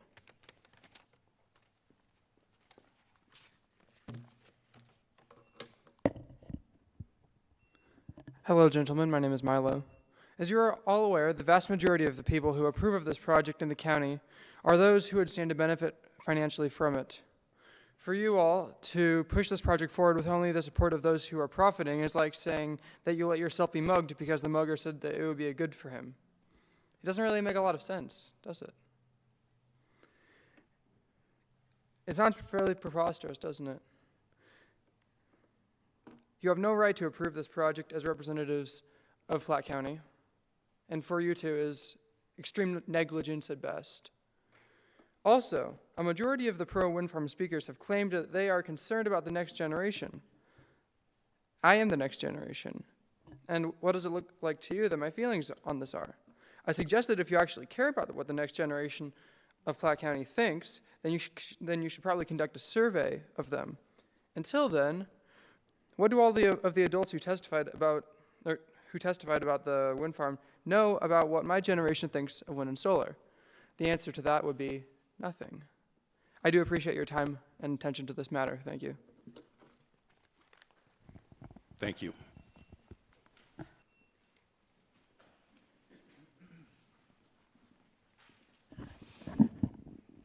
Hi, Commissioners. My name is Jill Kaufman. I'm still Jill Kaufman.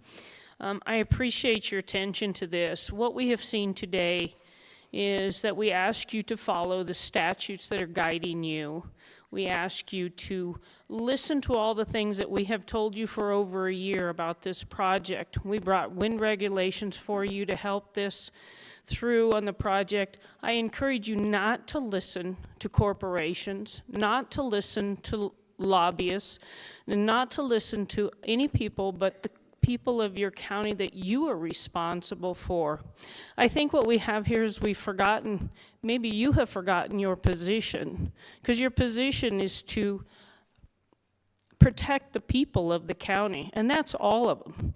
That's the 30-plus landowners, which most of them are absentee landowners, but the other ones are the surrounding owners as well. And we also know that there's going to be future projects that are going to be embraced with this aspect as well. I also encourage you not to follow direction to break laws. I encourage you to read the laws and follow them correctly.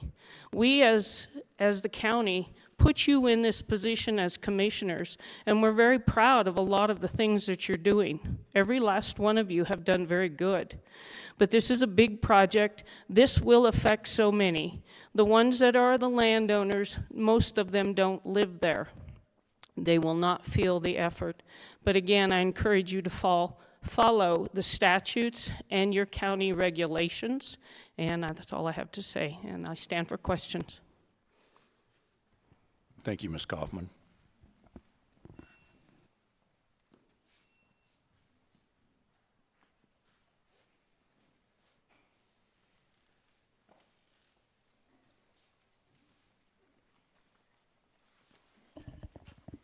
Good afternoon. My name is Fred.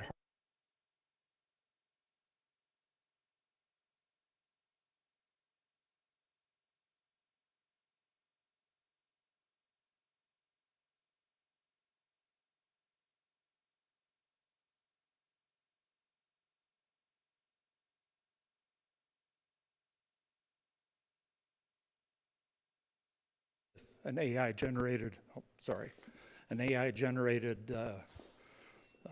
one-page document.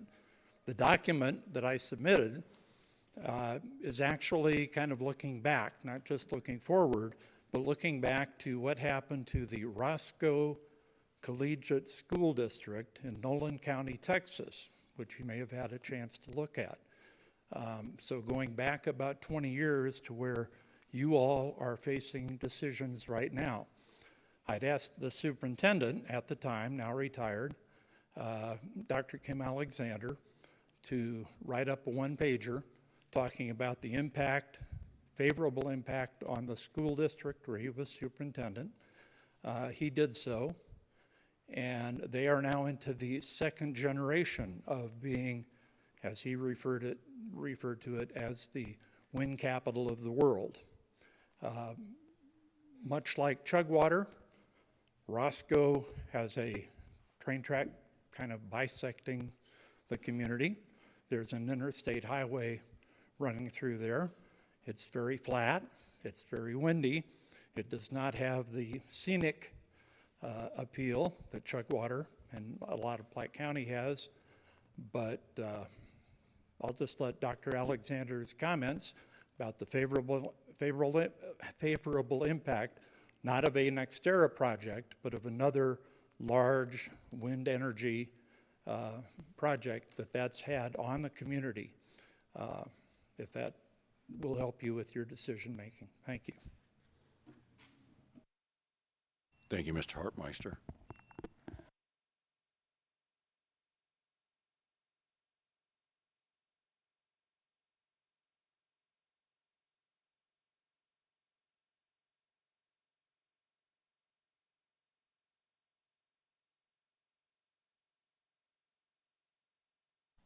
Do we have any further public comment?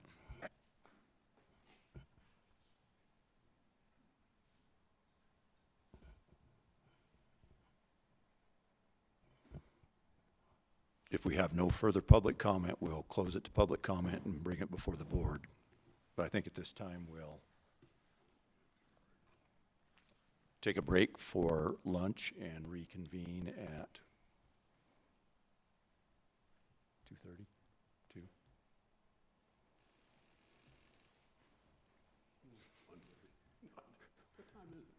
It's 1 o'clock. We'll reconvene at 2. Thank you.